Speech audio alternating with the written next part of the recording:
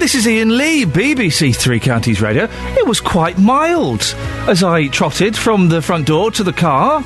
It was quite mild this morning. I was, we could be in for a warm spell. We're not. Lots coming up on the show today. I thoroughly recommend you check the Twitter feed at BBC3CR, and in a few minutes check the Facebook page, because Justin Dealey and I have been filmed doing the twerk at work. Now that's naughty. We were just holding a spontaneous twerk party, as you do. Someone snuck up beside us and filmed it without telling us. Bang out of order. Why twerking? Well, we'll find out later. Coming up on the show this morning, dirty hospitals, massage confusion, and pervy pop. Well, I'm certainly going to be listening. Oh! Thank you very much indeed. Now, what we could do, actually, this might be quite good fun. We will post on the Facebook page the video of Justin and myself twerking, even though it was filmed secretly without our knowledge, which is very, very naughty. Could you do us a favour? Would you be able to post videos of yourself twerking, dear listener? Could you do that for us? Let's try and get a twerking montage. Now, I'm aware that 87% of you listening to this now will have no idea what I'm talking about. We could get a little bit nasty, this, but if you email them to me, ian.lee@bbc.co.uk, or even better, if you post them on the Facebook page, facebook.com/BBC3CR, we'll have a little twerking competition and we will award the winner £1 million. Turns out you can say that on the BBC. There's a story in the newspapers that Richard Bacon said before his 5 Live show. If there's anybody who doesn't like the show I'm about to do, I will pay their licence fee. Well, someone complained and said, well, I didn't like it, Richard. Can I have my licence fee? He didn't have to pay it. So, yes, we're giving away £1 million cash today. We're not. Call 08459 455 555. BBC Three Counties Radio. Now, dodgy wiring, walls full of asbestos, Legionnaire's disease. It's the kind of thing you'd expect in a dodgy B&B, but if you live in West Hertfordshire, I could be talking about your local hospital. The NHS Trust that runs Watford, St Albans and Hemel Hempstead has a to-do list of maintenance problems that will cost, get this, £67 million to fix. Wow. Things are so bad that the government is chucking £16 million of emergency funding their way at a time when the country's trying to find pennies down the back of the sofa. Well, Jeff Brown is Chief Executive of Hertfordshire Health Watch. He joins me now. Jeff, are you surprised by this? I'm not surprised in some ways, Ian, because I think if anyone's visited the hospitals, particularly perhaps the Watford site, you can see some buildings that are looking a bit old and tatty, and they contrast with some of the rather attractive, more modern buildings that are there. I think the amount of money is a bit of a shock, but I guess these things cost a lot to put right. It seems like a huge amount of money. It must be an unending list of problems there. Well, I think that's right. I mean, the money that they've got from the government is around about 16 million, as you say, and a lot of that is for upgrading wards, improving lifts, sorting out, getting rid of that asbestos, getting fire safety improved, and so on. So it is a very long list, and I think they're concentrating on getting those high-risk things sorted out first. This can't be great for staff, can it? No, absolutely. I think staff, patients, visitors, everyone are in an environment that isn't ideal, and I know the staff are doing their best in what can sometimes be a difficult environment to work in. And some of the sort of modern ideas aren't always easy to achieve in those environments. Do we know if this is having an impact or will have an impact on services, Jeff?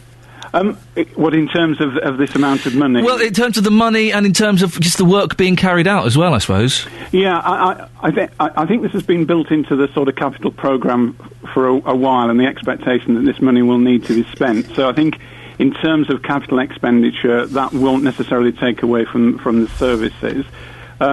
But I think that, as I say, the environment isn't necessarily the best for some of the sort of more modern ways of doing things. And we were hearing a story about some excellent work that was being done about helping patients with dementia that would have been easier to do in a more modern sort of environment. And Jeff, fine, have you got a message for the Trust?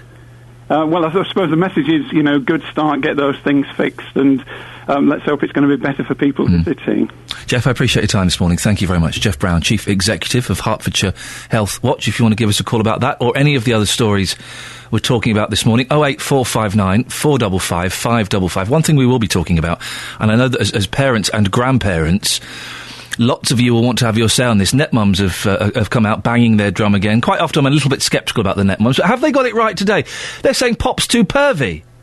Pop is too pervy. Well, Miley Cyrus is the obvious example of this, where she sat astride a big wrecking ball, naked, performing, well, licking a hammer like it was a lollipop. I think it was a lollipop.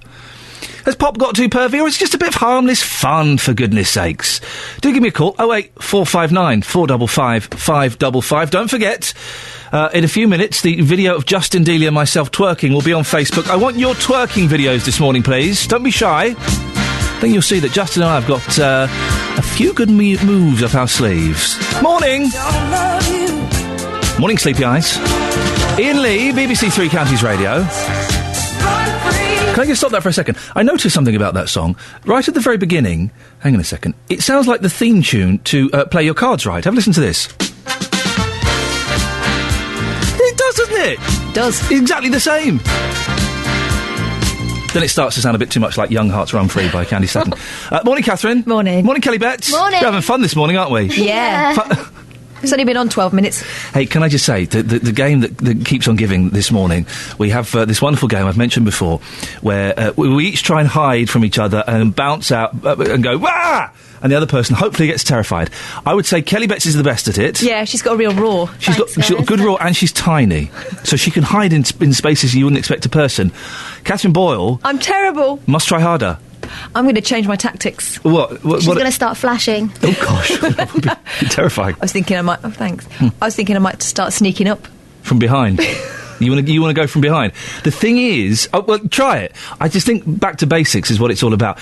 I got Justin Dealey this morning, and by coincidence, Kelly Betts, I didn't know you were with him. But Justin Dealey, we saw his car come into the car park, and Catherine and I went, right, let's go. Catherine, you hide behind reception, I'm going to hide up the stairs. I'm also wearing a hoodie today, so I could put my hood over for added effect.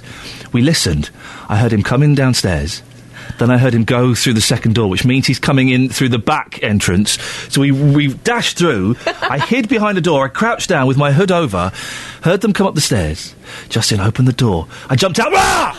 And he literally took 3 steps back, brought up both his arms to protect his face, and I'm sure I saw the glistening of a tiny wet tear rolling down his cheek. Would you like to hear what we were doing?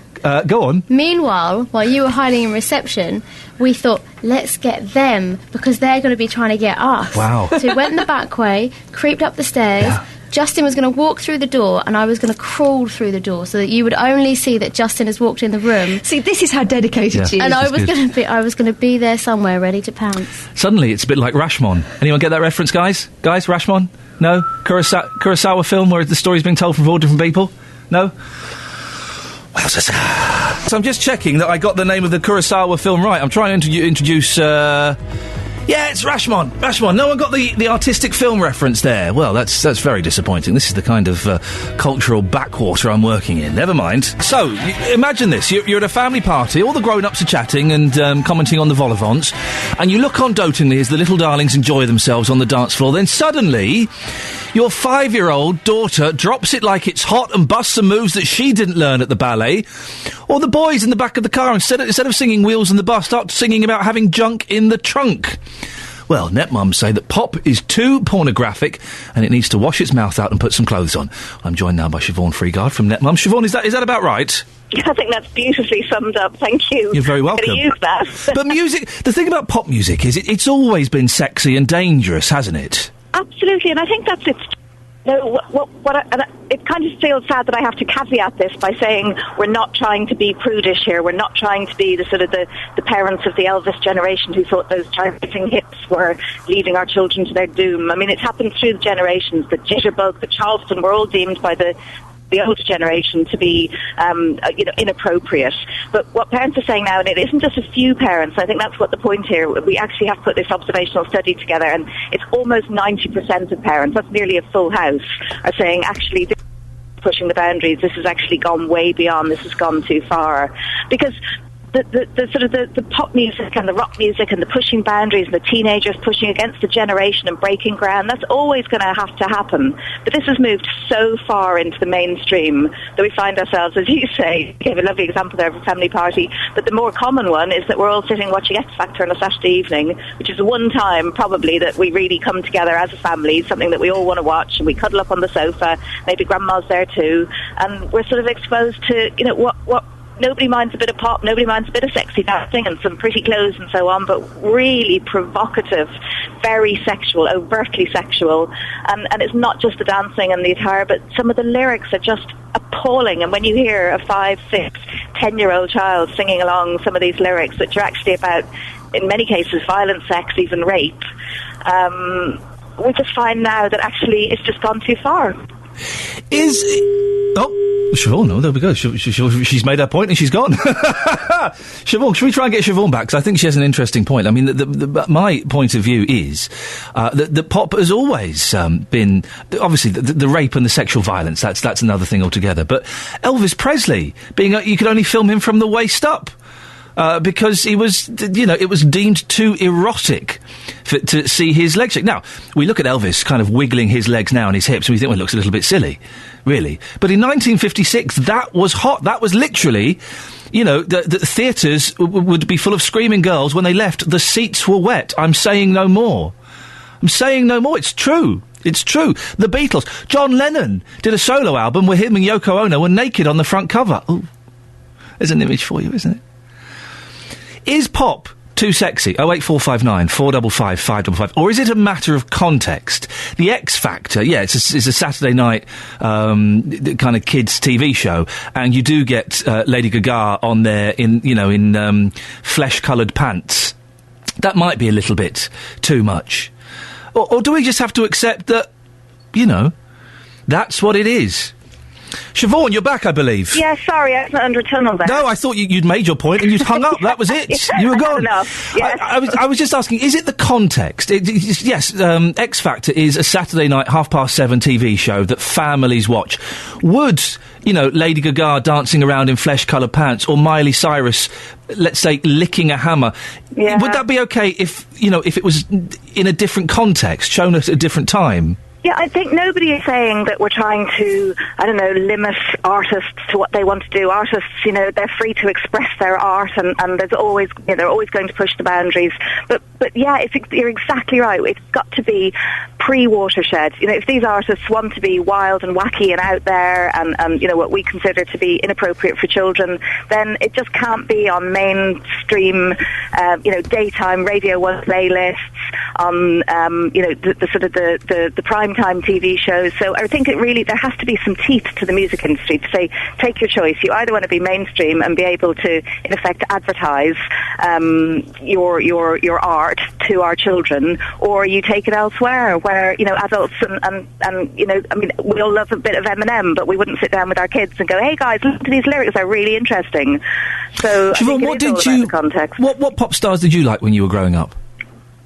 I loved David Bowie, but I can say David Bowie. He was a lot of parents, I'm sure, thought he was leading. Well, exactly. At the time, he was considered, out there because of his gender bending and wearing a dress, and he was considered subversive. So, is it just sour grapes that you're now parents and we're too old for all of this? But he didn't actually, and there wasn't actually this sort of the lyrics were. If you wanted to interpret the lyrics, you could understand the meaning to many of the artists in those days, and there was a lot of drug references, and I'm sure there's a lot of sex references, but it was open to interpretation. If you listen to, for example, Rihanna and Rude Boy, I'm not even going to say the lyrics, everybody knows them, but it's awful that I feel I can't say them when actually they're played all day long on mainstream radio, and the kids sing along to them.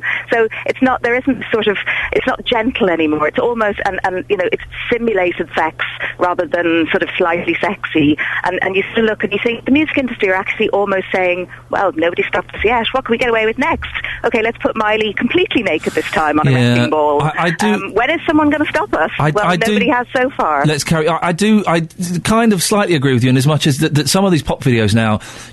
When I was a kid in the 80s, you couldn't see stuff like that unless your mate Wayne was passing around a dodgy VHS tape. It really is that kind of level, isn't it? And now they will find us on YouTube, and that's a whole different conversation about whether we, try and censor the internet in some way. But I think by putting it on, as I say, sort of the mainstream radio in shows like X Factor, I think that is the one that really has tipped parents over the edge, because it is like saying mummy and daddy sitting down and going, that's nice, darling, isn't it? Well, we think this is lovely because this is family viewing, and that's okay if you want to go and dance like that.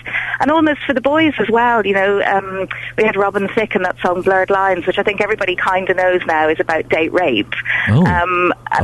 The lyrics, if anybody wants to Google them, they are really shocking when you actually sit down and read them. And yet this is, one of the most played songs of 2013. And one of the results that came out of the survey is a lot of parents are feeling that their sons actually think that this is kind of what, they're getting the impression this is what women want, and that women want a gangster who's going to be, a little bit rough. And that is really disturbing. And we're so careful with our children. We're so careful about what we feed them. We're so careful about, cigarette warnings and junk food warnings. And yet we sort of allow all this to go into their minds. I'm so out of touch with pop, Siobhan, and I'm glad I am. Finally, have you ever twerked? Oh, regularly, of course. Oh. No, actually, I didn't know what it was until very, very recently, and luckily my kids think it's gross. Good. And that's actually quite interesting. I was talking to a lot of 10-year-olds yesterday, 10-year-old girls, and I asked them what they thought of Miley Cyrus's, and they said, oh, it's disgusting, it's horrible, that video where she's got her clothes on. And one of them said, I liked her when she had clothes on, though. Yes. So maybe even the kids have had enough. Siobhan, I appreciate your time this morning. Thank you very much indeed. That's Siobhan Frigard from Netmums. Pop is too sexy I've not listened to pop for ages.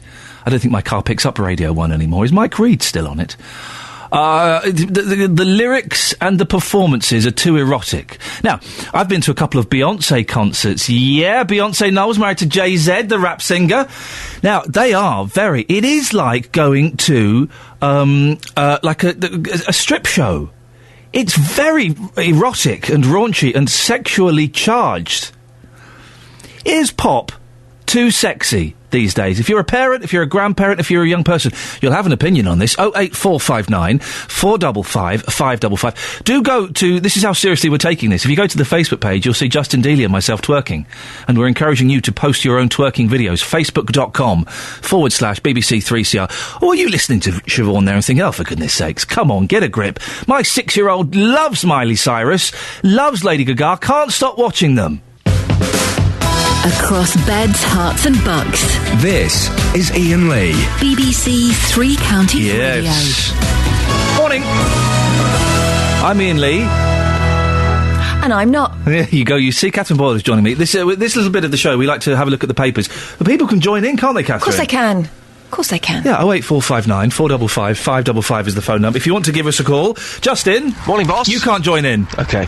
Ah, man. You gotta love... Remember there was a time when... There was a time when it was uncool to like the Carpenters. I know, but you'd never catch them dropping it like a They wouldn't at all. Richard Carpenter's still alive, isn't he? Yes, he is he off drugs now? I think so. Good for him. Well, I like Richard Carpenter. I feel sorry for him. I don't know why. Well, I do know why, because his sister died and he couldn't carry on his pop career. Even though he's a very talented man. Well, he's very talented. Sure he's doing something musically, isn't he? He's not just sitting at home. Can we get Richard Carpenter on by the end of the show? No, probably not. A stretch too far. Now, listen, we're talking about pop. Is pop too pervy? Netmums have come out and said it's a little bit too pervy. What do you think? You've got young girls, Catherine Boyle. I've become a master at swerving subjects. Yes. So I don't have things on that I don't watch X Factor yet. So, and maybe this is something that's really going to hit home once they get over. I mean, my eldest is 5, but we recently went to America and they play all the swears in America. Did you know that? On the radio? Yep. So they were into Nicki Minaj, something that doesn't get frequently played at home. No. We tend to stick to the Beatles. Yes. And they've not got the drug references yet. Yeah. So Nicki Minaj is on, and I could hear this swear coming up. It was Starships, which again is one big long drug reference, really. Wow. Hi there, mother lover. is what she screams halfway through. So I'd hear this coming over the horizon, and just as it came on, I would say to the children, so she'd say, I'm higher, then I'd say, look, there's an armadillo! Oh, wow! Now, Justin, you're a comparatively young man. Yes, I am. Do you think pop's too sexy? Does it bother you? It doesn't bother me, but I think, it doesn't bother me because I haven't got children, but I do think, in the last 10 years in particular, that it's just become a bit too much. Nowadays, it's not about the dance routines because they're dance routines, it's about how we can shock people. Well, hang on a second. Madonna, Like a Virgin, with the lyrics to that, and on the back of that boat in Venice, looking like a prostitute. Yeah, I get that, but I think, TV programmes like The X Factor, they are family TV programmes. When you've got people like Rihanna going on there wearing next to nothing, I know people in this country complain for the sake of complaining sometimes, but I can see their point. If they've got young children watching that, sometimes it can be a bit too much. Do you know something else I've noticed on X Factor? Some of the lyrics they give, when they have the younger kids on, that and Britain's Got Talent, they give them songs. There was one girl who got through and they were all praising her and saying how wonderful she was. She was about 11 and she sang One Night Only, which is about one night stands. Wow. And just think, really? Yeah, exactly. If I was a mother, I wouldn't let her sing that. But kids have always sang the lyrics to pop songs without knowing what they're about. But then as an adult, it's your job to avoid that. But your mum didn't do it with you. You were probably singing mucky lyrics about doing it. I want to do it with you. I suppose we were the era of Madonna where it just got filthier and filthier. Justin, you have... there is did you know we were being filmed twerking at our twerk party this morning? No, I heard you mention this earlier on because, at around, 5:15, we're like a bit of a twerk together. Of course we do. And apparently, yes, Kelly Betts was filming. Naughty. Is this correct? Yeah, it's on Facebook.com/BBC3CR. If people want to go and have a look at that, but I'd rather you didn't. Terrible. But you've been out talking to people about twerking, haven't you? Yeah, twerking is a sexy, seductive dance craze. Which Not when you do it. Sorry? Excuse me. A number of pop stars are using that at the moment, including Miley Cyrus. I've been speaking to people in Hemel Hempstead about twerking, whether they do it themselves, whether they think this craze will last, and here's what people have had to say. No, I can't really twerk, to be honest. Do other people try to do this? Yeah, see it when you're out. Does it disgust you? No, I just can't do it. I ain't got big enough bum, so... Harry, twerking. Are you a fan of it? Who? No. Who's twerking? Oh, that's a mill, isn't it? That's a mill. Computers. No, it's where people shake their booty. Shake their booty, You haven't seen it, have you? No, I haven't. No, Do you want to have a little go with me now? You tried it? Yes, I have, actually. Yeah. And where did you try it? At home in front of the mirror, as you do. Do you like to twerk? I pardon? What's twerping? No, twerking. It's where you shake your booty to things like Glenn Miller, things like that. No, I don't think so. Madam, you claim to be a pretty good twerker. How long can you keep that wiggle for, then? I could most probably do it for about half an hour. Half an hour? Well, I used to do a lot of jiving and, through the over your hips and under your legs. I used to do all that.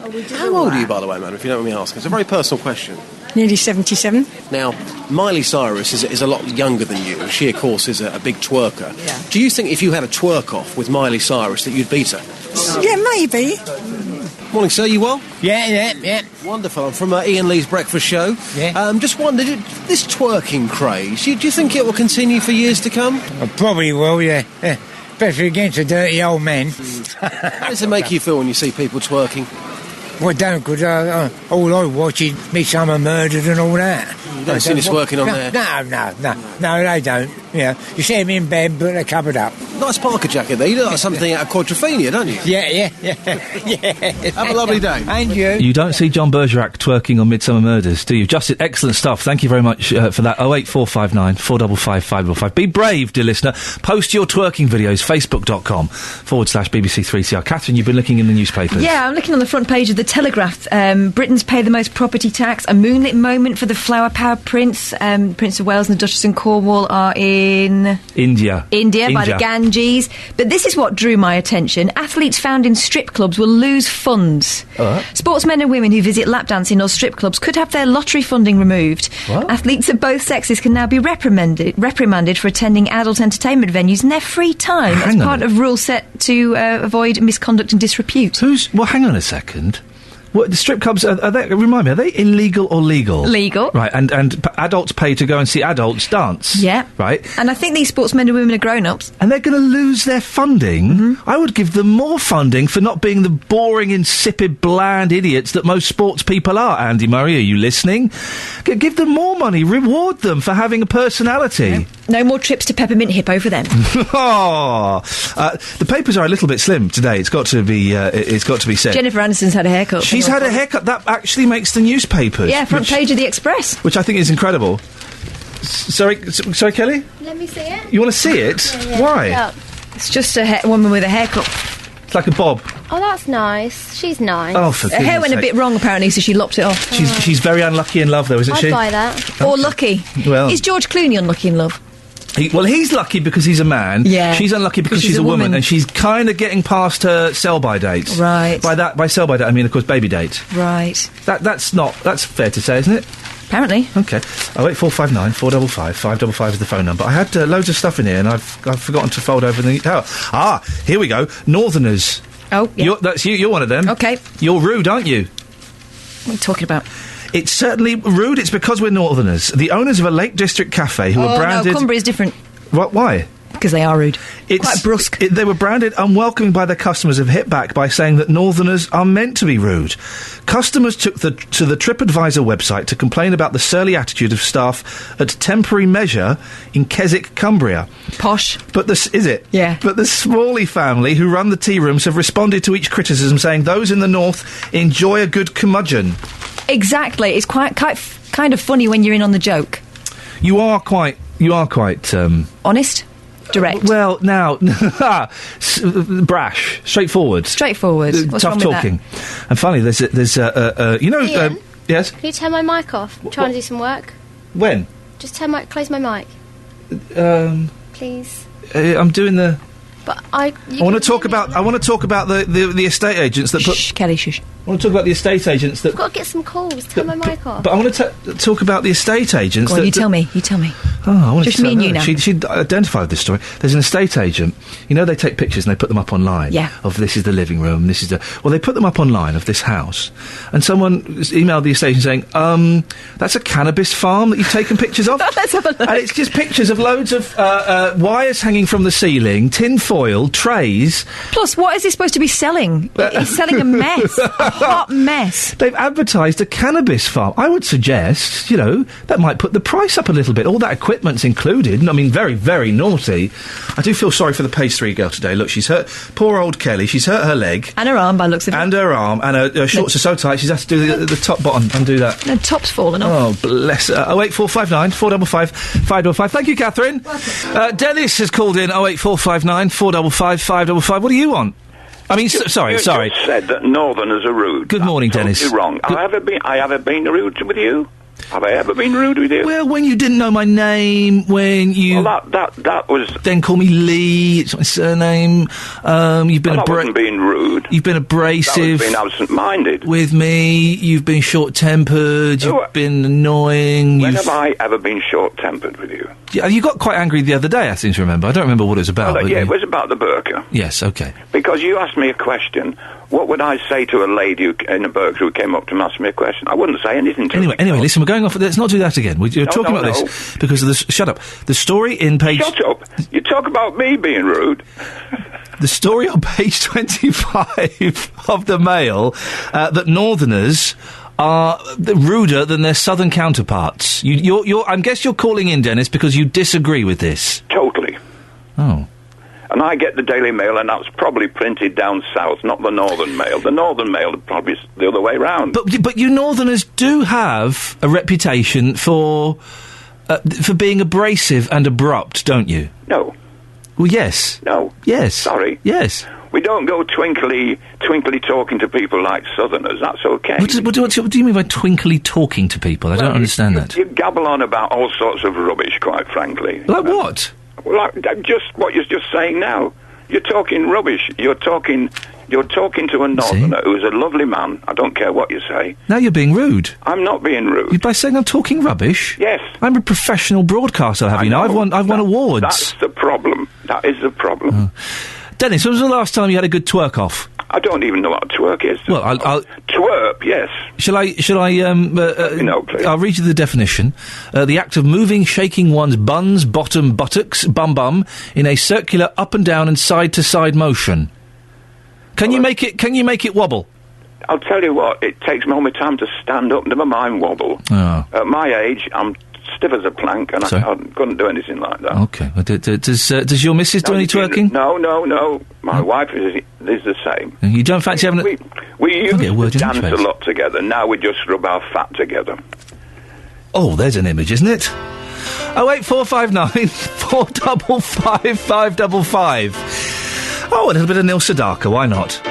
We all go to massage parlours, don't we?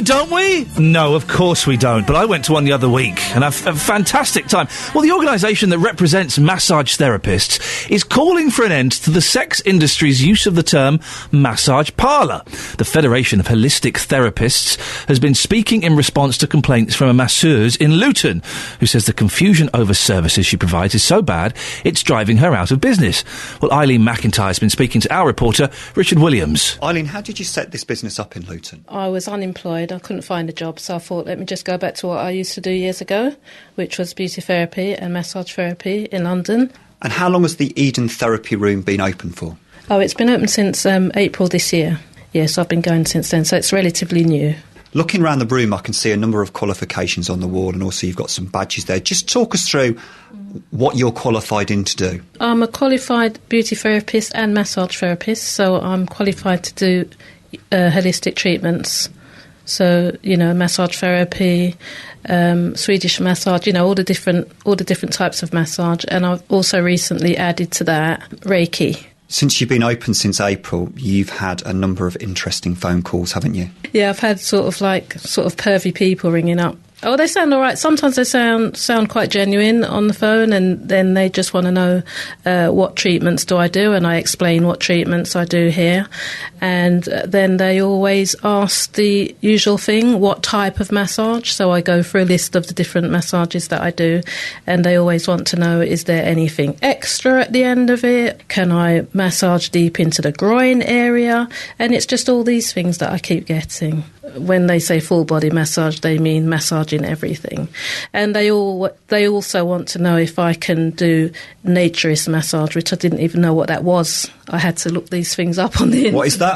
Naturist, where they come in and I massage them completely naked and they don't even want to be covered up. And they've asked you if you will give that service to them? Yeah, definitely, yeah. It's just getting on my nerves now, sickening, really. A couple of times you've had people you've spoken to on the phone. They've come into the room here, seemed very respectable, but sometimes that's not gone to plan, has it? No, a few times, they actually come into the room, and while I'm doing the consultation, they can look around and see that it's not what they thought it was going to be, and they've sort of made their excuses and scarpered. And another time, even right up to last week, somebody came in here. Before I could even take the consultation, he was already sort of disrobing himself, and by the time I could get around to asking him for his phone number, he was standing there completely starkers, and asking me if I can massage the groin area, which I said no.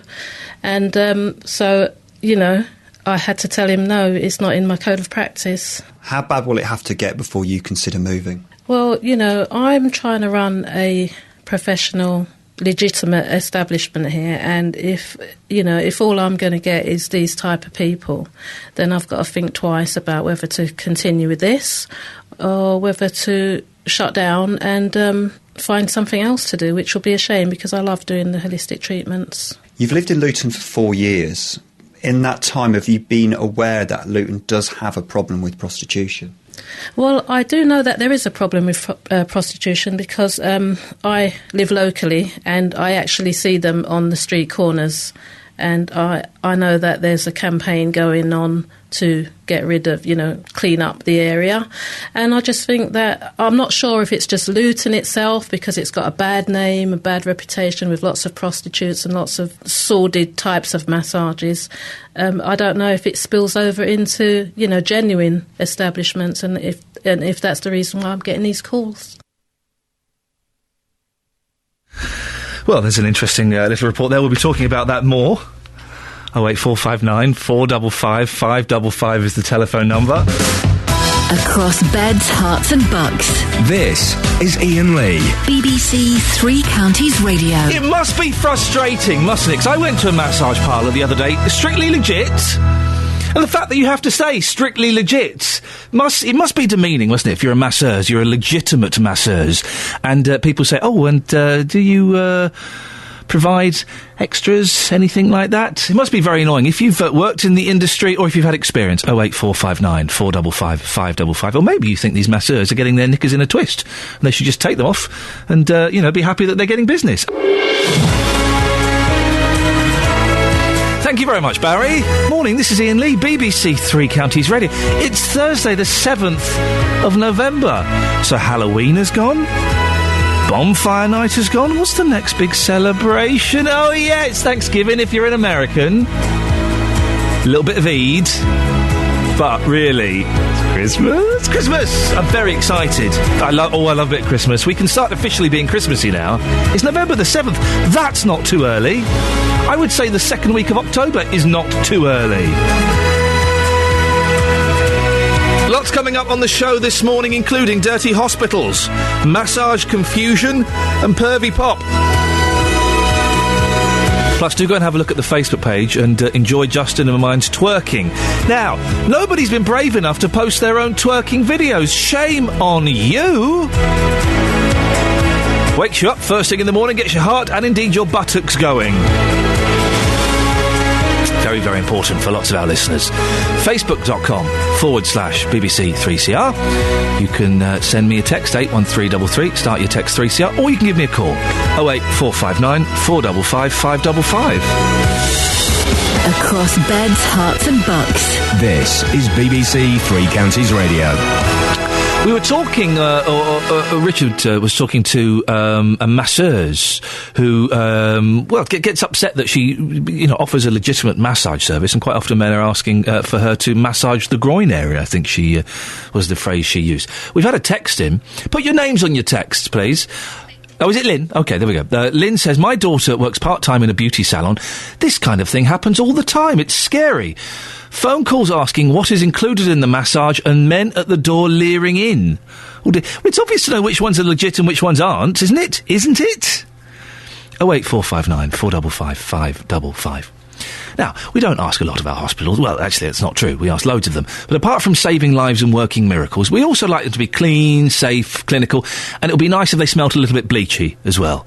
Which is why the news that hospitals in West Hertfordshire are battling with a £67 million list of things to do. Includes sorting out dodgy wiring, asbestos and Legionnaire's disease.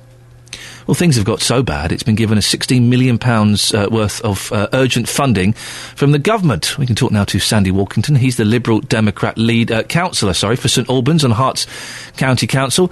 Sandy, this sounds awful. Well, good morning, Ian. I mean, let's be clear. This story is about maintenance issues on the buildings. It's not about cleaning of the buildings or the hospitals being clean or dirty. It's about the physical state of the buildings themselves. Legionella doesn't come from a clean hospital, does it? Well, it comes from the state of the water supply. Right, now, OK, so stagnant water. There are three sites. There's the Watford site, there's the Hemel site, and there's the St Albans site. And what happened is that the County Council, of which I'm a member, does an annual interview with all the local NHS trusts to ask a series of questions and just make sure that they're on track. And all the trusts came in, and one of the questions that we asked was, what are your capital investment priorities? And that's when it came out that, first of all, there's a £67 million backlog in West Herts across those three sites in terms of building maintenance. OK, that's like things keeping the roof watertight. But then they talked about £16 million of risk areas. And initially we thought that meant things like, emergencies for births or emergency operations. It was medical risk, we thought. And oh no, this is risk to people because of the state of the buildings.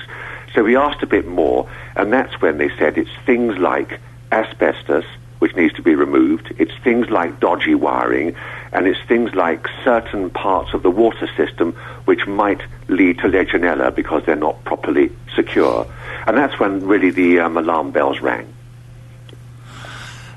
So those are incredibly serious things. Dodgy wiring, asbestos, and the potential for Legionnaire's disease to be spread. That's disgusting, isn't it? Well, I'm not sure about disgusting, but it's certainly very alarming. Sandy, it's disgusting that there is a chance of people getting Legionnaire's disease in a hospital. Yes, that's disgusting. That is true. But what is alarming is that this was just slipped in, and if we hadn't asked, it wouldn't have come out.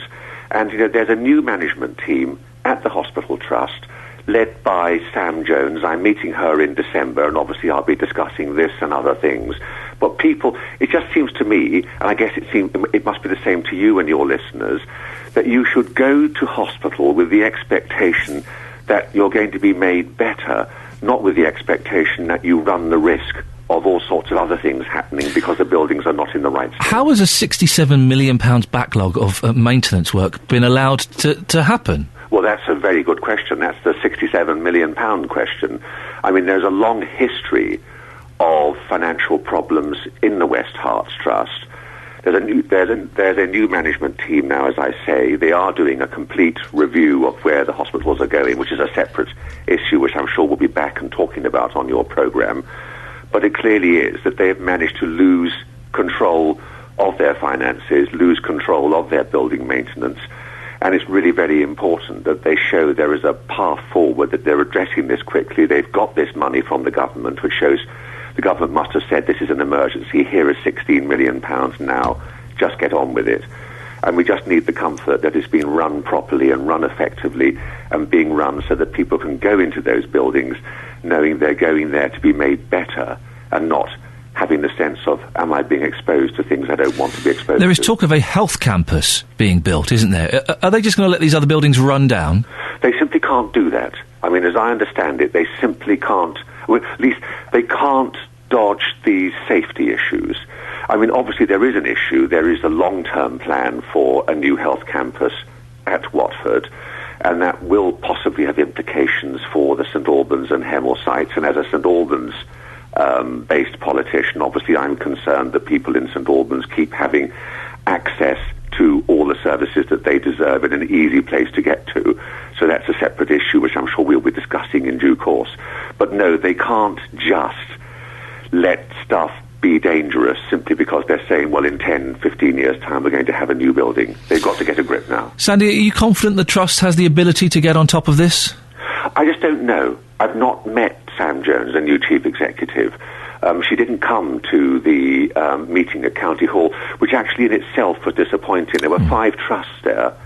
All the other trusts, the East and North East Hearts Trust, the East of England Ambulance Trust, the Mental Health Trust, the Community Nurses Trust, each of those fielded their chief executive. The chief executive of West Herts Trust didn't come, and instead the director of communications, the PR person, led the team, and that always rings like alarm bells. Well, yes, you don't want to talk to PR people because they have no power and they're vaguely ineffectual. You want to speak to the boss. Why did she not go? We just don't know.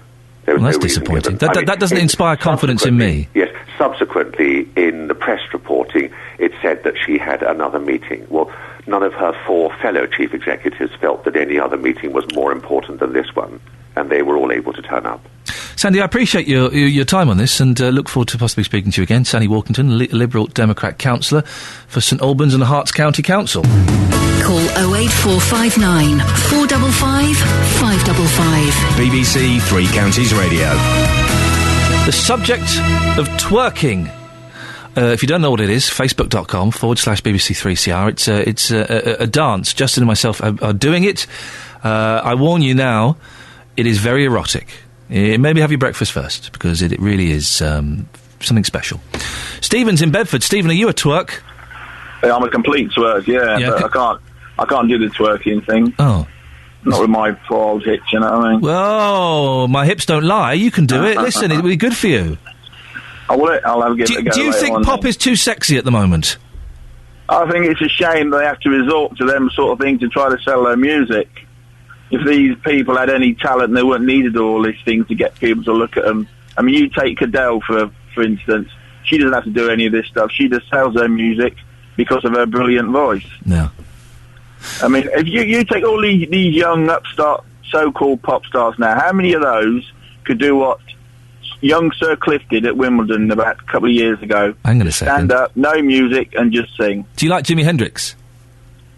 Not really. Well, because he used to pretend to lick his guitar. David Bowie used to get on his knees in front of Mick Ronson while he was playing his guitar and pretend to kiss it. Yeah, but there was mostly doing that to an audience it's suitable for it. It's a shame that all these kids grew up with Miley Cyrus and they still watch her now, and they're only still babies really, and they're watching this disgusting thing. Listen, how old are you, Stephen? I'm over 50. Are you really? You've got such a young man's voice. Thank you. I thought you were younger than me. But listen, you are sounding like a granddad. But talking about Sir Cliff Richard at Wimbledon, that was embarrassing. That was awful. Listen, pop music is not aimed at me. I'm 40. It's not aimed at you. It's not aimed at anybody that works here at BBC Three Counties Radio. Pop music, pop in the truest sense, is aimed at young kids. And it's about them feeling grown up. It's about them feeling rebellious. It's about them doing something that annoys their parents. It always has been. Yes, I know it has, but I mean they're trying to sexualise these young girls or boys, I suppose, who watch this stuff way too early. I mean, I don't think I was listening to pop music when I was 6, 7, 8 years old. I was out playing in the streets and doing God knows what. But kids are still doing that as well, but they're also, the Rolling Stones. The Rolling Stones were considered subversive. The Monkees were considered subversive. All of these things. We look back on the 60s and go, wow, isn't everything so tame, and isn't their hair quite short? And it's not, but at the time it was considered erotic and sexy and, dirty.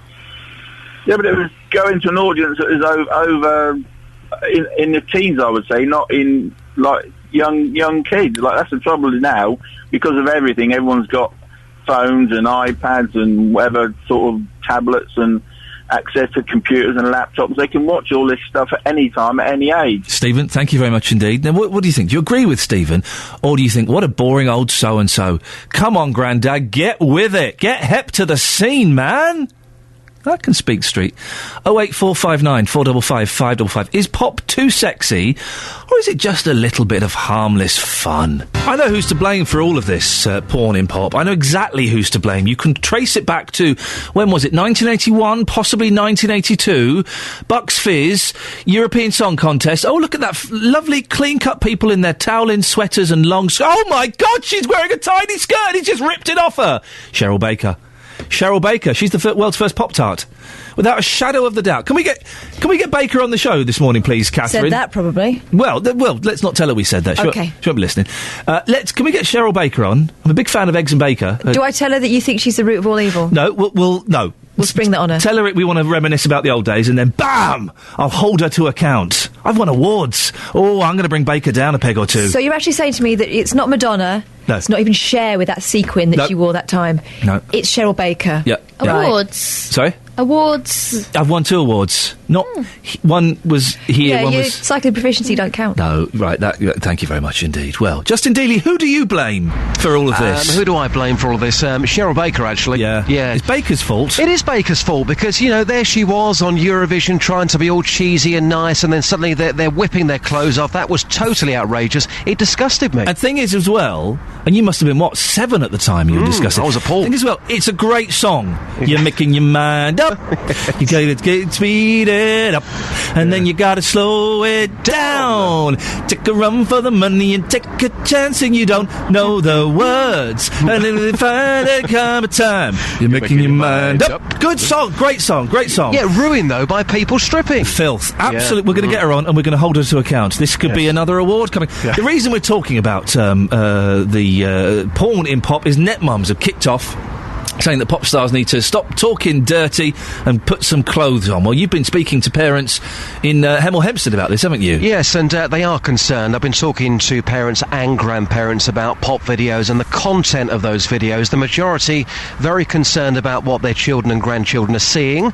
Here's what those parents had to say. Well, when the videos come on, you actually sit there and you cringe because the females that are on there are just too, I suppose, sexy for the times that they're shown. And when you're with a teenage child, it's actually embarrassing. You sit there and you cringe. So have you got to the point where you actually turn the TV off because you don't want your son, who's 14, to watch that type of thing? I just walk out the room, because they're going to watch it anyway, aren't they? No, and if that makes me sound bad, I'm bad, but no, I don't. I think people put too much emphasis on it. You either let them watch it or you don't let them watch it. Well, you're here with your grandchild today. Do you think that some of the videos that are being shown on TV are just way, way too much, too explicit? We've got an 11-year-old grandson as well, and I don't really like him to watch things like that. They learn too much. They grow up too quick. What was it like when you were growing up, though? I can remember my mum and dad even turning the television over if somebody was kissing.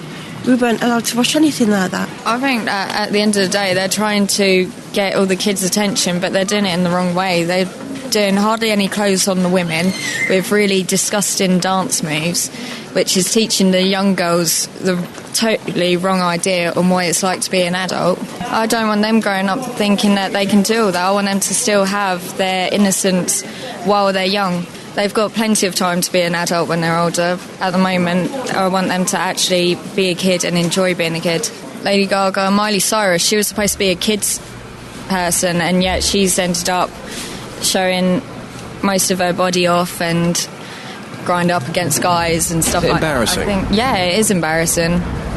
And it's kind of demoralising for women. 20 years ago, Justin, 20 years ago, Take That were big. They were huge, bigger than they are now, possibly. Yes. And yet their videos, their early videos, were homoerotic. It was them in kind of leather pants being covered in jelly.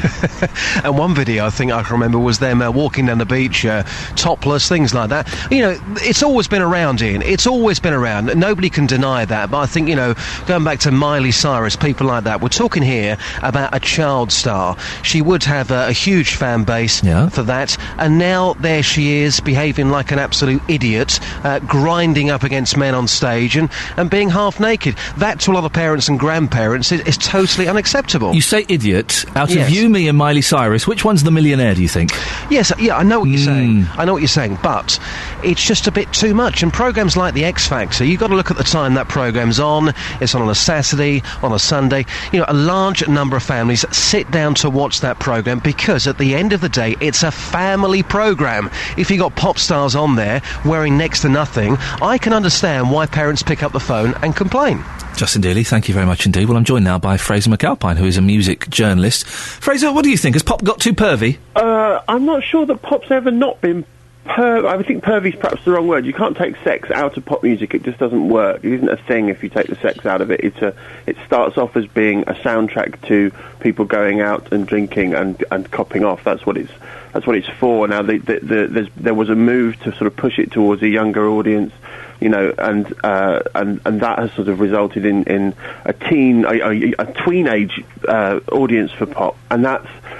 Then once that young audience has started to push towards adulthood, and the young performers are starting to be pushed towards adulthood, the only way that they can maintain an attention outside of their original context is to make it sexual, and that's to me is the most worrying aspect of the situation. If you take Miley Cyrus, you're in a situation with Miley Cyrus where as a child performer, as a Disney star, she had to be seen to be pure. She was Hannah Montana, wasn't she? Which was a show for 9-year-old girls, basically. Exactly, and to keep her career going, the way that the American entertainment industry works is they have to say, well, she's not a child anymore, and how can we prove this? And this is, and the fascinating thing about Miley Cyrus is the images that come with Miley Cyrus are a universe away from the content of her songs.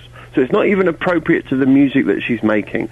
The video for Wrecking Ball, which is the controversial video where she's seen riding on a wrecking ball wearing absolutely nothing, and she licks a sledgehammer, which is astonishingly strange image to see on your screen, has absolutely no relevance to the song, which seems to be a song about heartbreak and, you know, feeling emotionally devastated. It isn't a sexually aroused song. But the way in which you can get attention for a song like that is to provide imagery which is titillating, and that isn't necessarily to do with. I don't know that we've grown a generation of performers that seem to be allergic to clothing. I think this is a way the music industry is reflecting a declining interest in music itself, and a more of an interest in imagery and the way that you can generate attention. And the way that you generate attention always in the music industry since Elvis is by generating controversy around sex.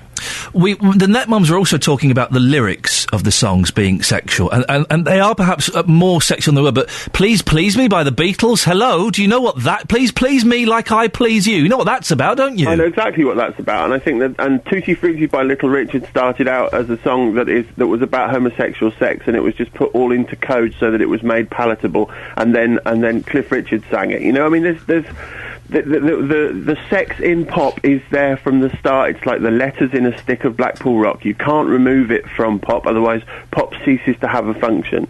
But the point is that, and I understand the concern that parents have. I think a lot of the parents that you have on your Vox Pop package just now made a lot of sense. There was a lot of parents just saying, actually, I don't let my children watch this, or I'm in some way in control of how my children view the television. And you have to say to parents, you know, you can't expect. I mean, it's good to have expectations of the entertainment industry that they stop acting in an immoral fashion or in a fashion that contravenes your own personal morality. But the most direct action you can take is to be responsible for what your children are watching in your own home, because nobody else can actually stop that. You know, and I think that's part of the solution to the problem. Lady Gaga dancing around in flesh-coloured pants on the X Factor. Rihanna doing. I didn't see the Rihanna dance, so I know that got lots of complaints. Is it the context that it's shown in on family programmes like X Factor? Is it inappropriate? I think that's what pop music will always do. If you put it in a situation where performers have to get attention for a performance that they do, Lady Gaga is really interesting because she has. At one and the same time, she's pushed sexuality sometimes, but she's also pushed being extremely weird. And being extremely weird gets the same amount of attention as sexuality for her. So she can wear a Kermit the Frog outfit, or she can wear bacon, or whatever it is that she's wearing, and people will talk about her to the same degree that they will talk about her being sexy. It's just that, you know, the tone of derision that comes with someone that's wearing a bacon dress is slightly more than it would do if they were being sexual. But the point is attention. It's not about sex. Particularly, it is about attention, and the reason why it works on the X Factor for the performers is that they will always get attention by pushing at the boundaries. The problem that the shows have and that the audience have is that it's not necessarily a comfortable experience to be there when boundaries are being broken, and it isn't necessary. I mean, you have to wonder whether the boundaries need to be broken, and that's not necessarily a debate that the performers even want to be in on. They just want to know that they can push against something and be considered, you know, they can congratulate themselves for being groundbreaking, or their team can congratulate themselves for being in any way groundbreaking. It's just what I'm really nervous of in this whole debate is to push the idea that we can always tell women off for being sexual. I don't like that part of it at all. You know, because as you say, pop music's been about sex since day one. Please Please Me, or Elvis shaking his hips, or whatever. But when it was men doing it, there was a kind of, oh, look at those roguish men, how awful they're contributing to the decline of the morals of Western civilization. And when it's women doing it, it's an entirely different. The tone of the debate is entirely different and much, much nastier. And so there's this whole, you know, like you earlier on referred to Miley Cyrus as shaking like an idiot. You know, that was Justin. Yes, that was our reporter. Yes, but it is that thing of there becomes a value judgment that comes with it on the people in question, just for acting in a way that pop performers have always done. Fraser, I could talk to you all morning about this. It's fascinating. Thank you very much indeed. That's Fraser McAlpine. He's a music journalist. Interesting what he has to say. That is it viewed differently? If it's women cavorting around and being overtly sexual, is it viewed differently to men? You say, oh yeah, look at the lads, good work. But is it different for women? I really think this all traces back to Cheryl Baker. That moment on Eurovision. We're in front of, what, 1 billion viewers? The other fellas whose names escape me, wasn't one called Bobby G or something? They ripped their skirts off? Oh, for goodness sakes. We're going to try and get Cheryl Baker on the show this morning and hold her to account about this. Call 08459 455 555. BBC Three Counties Radio. Yes. Morning, this is Iain Lee, BBC Three Counties Radio. We're talking about massage parlours. No, not those. And isn't it interesting that that's the first thing that springs to mind? I'm talking about legitimate massage parlours, masseuses, why not? And how they are finding it harder and harder to do their job because they're being pestered for finishes. They're being pestered for other services that they don't provide. And it must be hard work for these men and women that do this when, they're there and they turn... Well, the woman we were speaking to earlier on, she turned around and the fellow was naked, looking downwards and going, yeah, hey? 08459 455.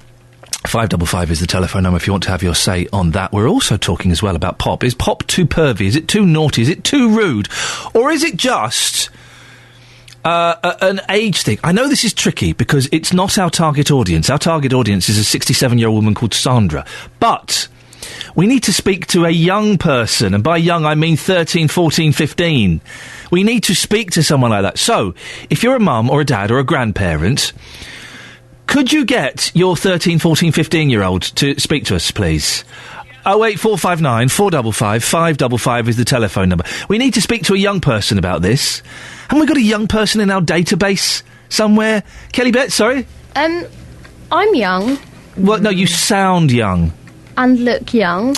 But therefore, I'm 19. But, right, first of all, 19's too old for this. And secondly, you're 26. Am I? 27? That'll do. 26 will do. 29 years old. I've been watching your video on Facebook of you and Justin twerking. I'm very slim in that video, thank you. I have some feedback. Okay, yeah. Like Is it going to be comps? No. Oh. You are moving your arms too much. Yep. And you're not actually moving your bottom at all. I'm like David Blaine. And Dealey is doing the twist. I'm like David Blaine. I'm creating the optical illusion. I'm like one of those flicker books where if you move it a bit, it looks like there's a lion going, rah! It terrifies my young boy, as would that video. But I'm not actually moving my bottom, no. I can't for medical reasons, as you well know, Kelly, so you shouldn't really be bringing it up on air. Catherine, you wanted to have a pop as well. Not really. You were thinking it, though. I was thinking the pop. I don't need to say it out loud. I think anyone who watches that video has a private pop themselves. I was having a private pop while we were filming it, but luckily you can't tell. 08459 455 555. What video are we talking about? Well, if you follow at BBC3CR or at Iain Lee on Twitter, or go to the Facebook page, facebook.com/BBC3CR, you can look at the video of Justin and myself twerking. We like to have a little warm-up twerk at work, we call it, every morning. I wanted to make it a feature on the show, but I was voted down by literally everybody. None of you have been brave enough to put your own twerking videos on. It's your BBC. Apparently, it's not, but it's your BBC, so you should be putting your videos up there as well. Facebook.com/BBC3CR.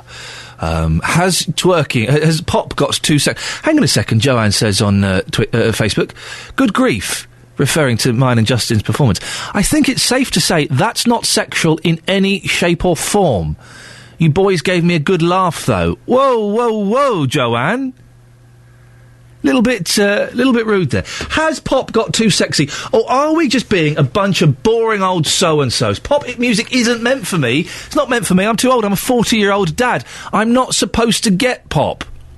Hey, my eldest has started doing this funny thing, Catherine. Oh, no. He started singing... No, it's not the guitar thing. It's not the guitar. He started singing a song the other day that I thought, how on earth do you know that?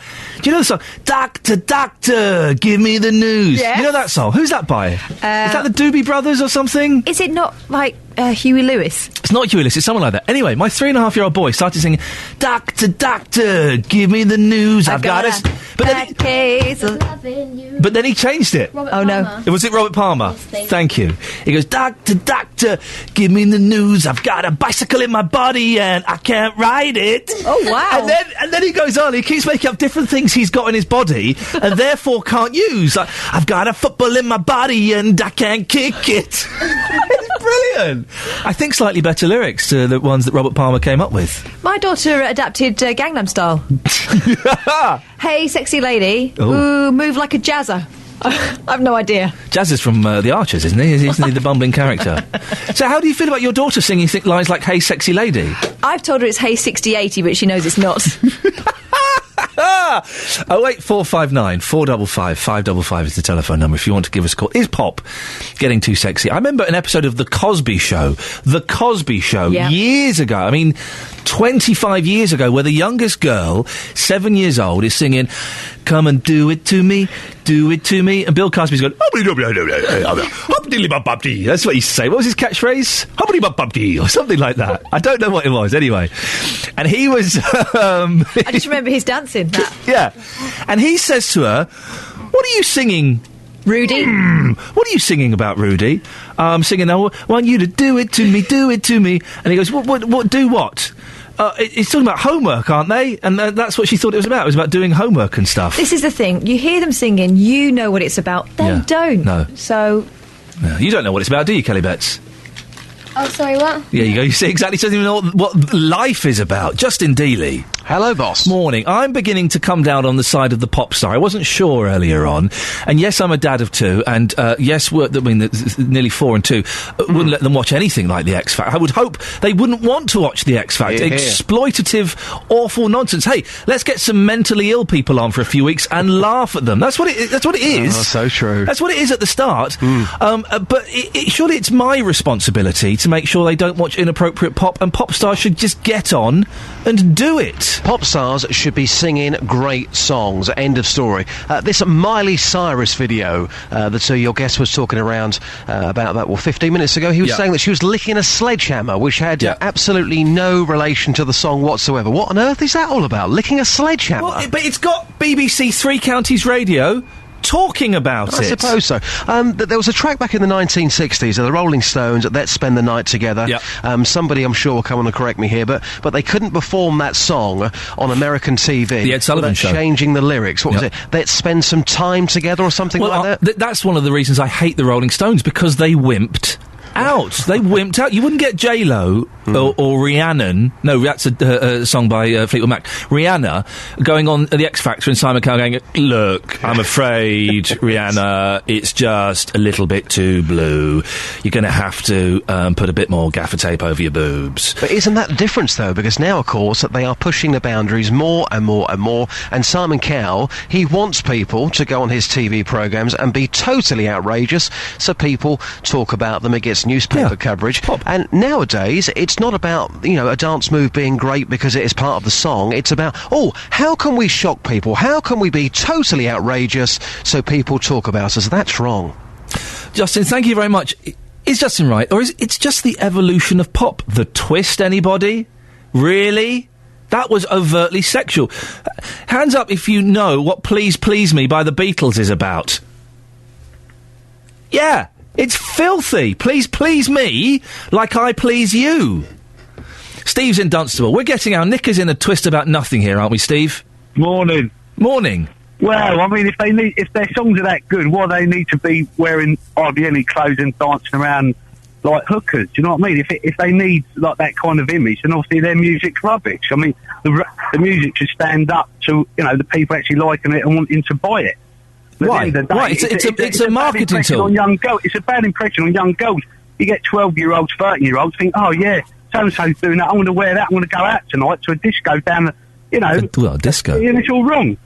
But Steve, if Next's clothes were so good, they wouldn't have to use posters of women in their bra and pants. It sells. Sex sells. But that's what I mean. It's everywhere. Billboards for other products. You got them up there half-naked bodies to sell you don't need that.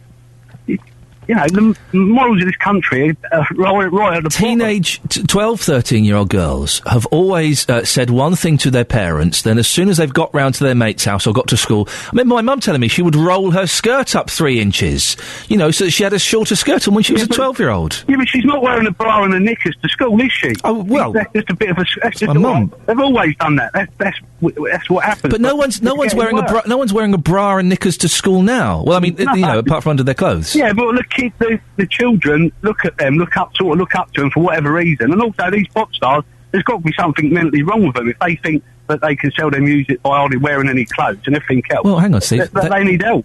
They don't need help. They are selling their music by not wearing many clothes. Miley Cyrus, I'm sure, is a millionaire several times over. So who's having the last laugh? Yeah, but it's not true. They're not buying the music thinking, oh yeah, because she's not wearing anything on the cover of the CD. They're buying it because they obviously like the music. Her new album is called Bangers. It's called Bangers. Well, I think the Bangers are sausages. I don't know what you think the Bangers about. It is odd that Miley Cyrus has done a concept album about Wall's Finest, isn't it? Bless her. 08459 455 555. Quickly, Michael in St Neots has texted. You ask if it's different for men. Imagine the outcry if a naked male pop star rubbed himself against a woman on stage like Miley Cyrus. Well, you've got it wrong. She wasn't naked. You're confusing two things here. This is the thing. It's getting hysterical. Miley Cyrus is naked in the pop video, although you don't see a lot because she's hugging a wrecking ball. She wasn't naked when she rubbed herself up against the gentleman dancer. She wasn't naked. So we're kind of confusing two things here. Pop being sexy works, doesn't it? It works because I've never heard a Lady Gaga song. I've never heard one, but I know all about her. I think she's quite good fun, actually. I think it's funny watching her around dressed up like a lemon or whatever it is she goes around these days. I've not heard the Miley Cyrus pop song, but I know that she rides a wrecking ball. It's called Wrecking Ball. I know the name of it. I've never heard it. So it works, doesn't it? Pop stars being sexy works. Alex is on the M25. Morning, Alex. Morning. What do you make of this? Is pop too sexy?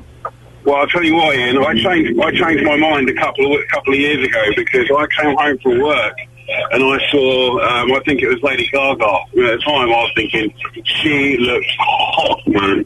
And I thought, well, hang on, it's half past 5. And I saw some school kids coming home from school, and I thought, well, hang on. They could be in their living room watching exactly the same thing on MTV as me. And they can come away thinking, that's okay at 5:30 in the evening. I thought, well, maybe this isn't such the right thing to do, you know? Alex, I'm going to let you go, but because your line isn't great, but you got your point across. Even Daleks have opinions on pop. Alex, thanks very much for that.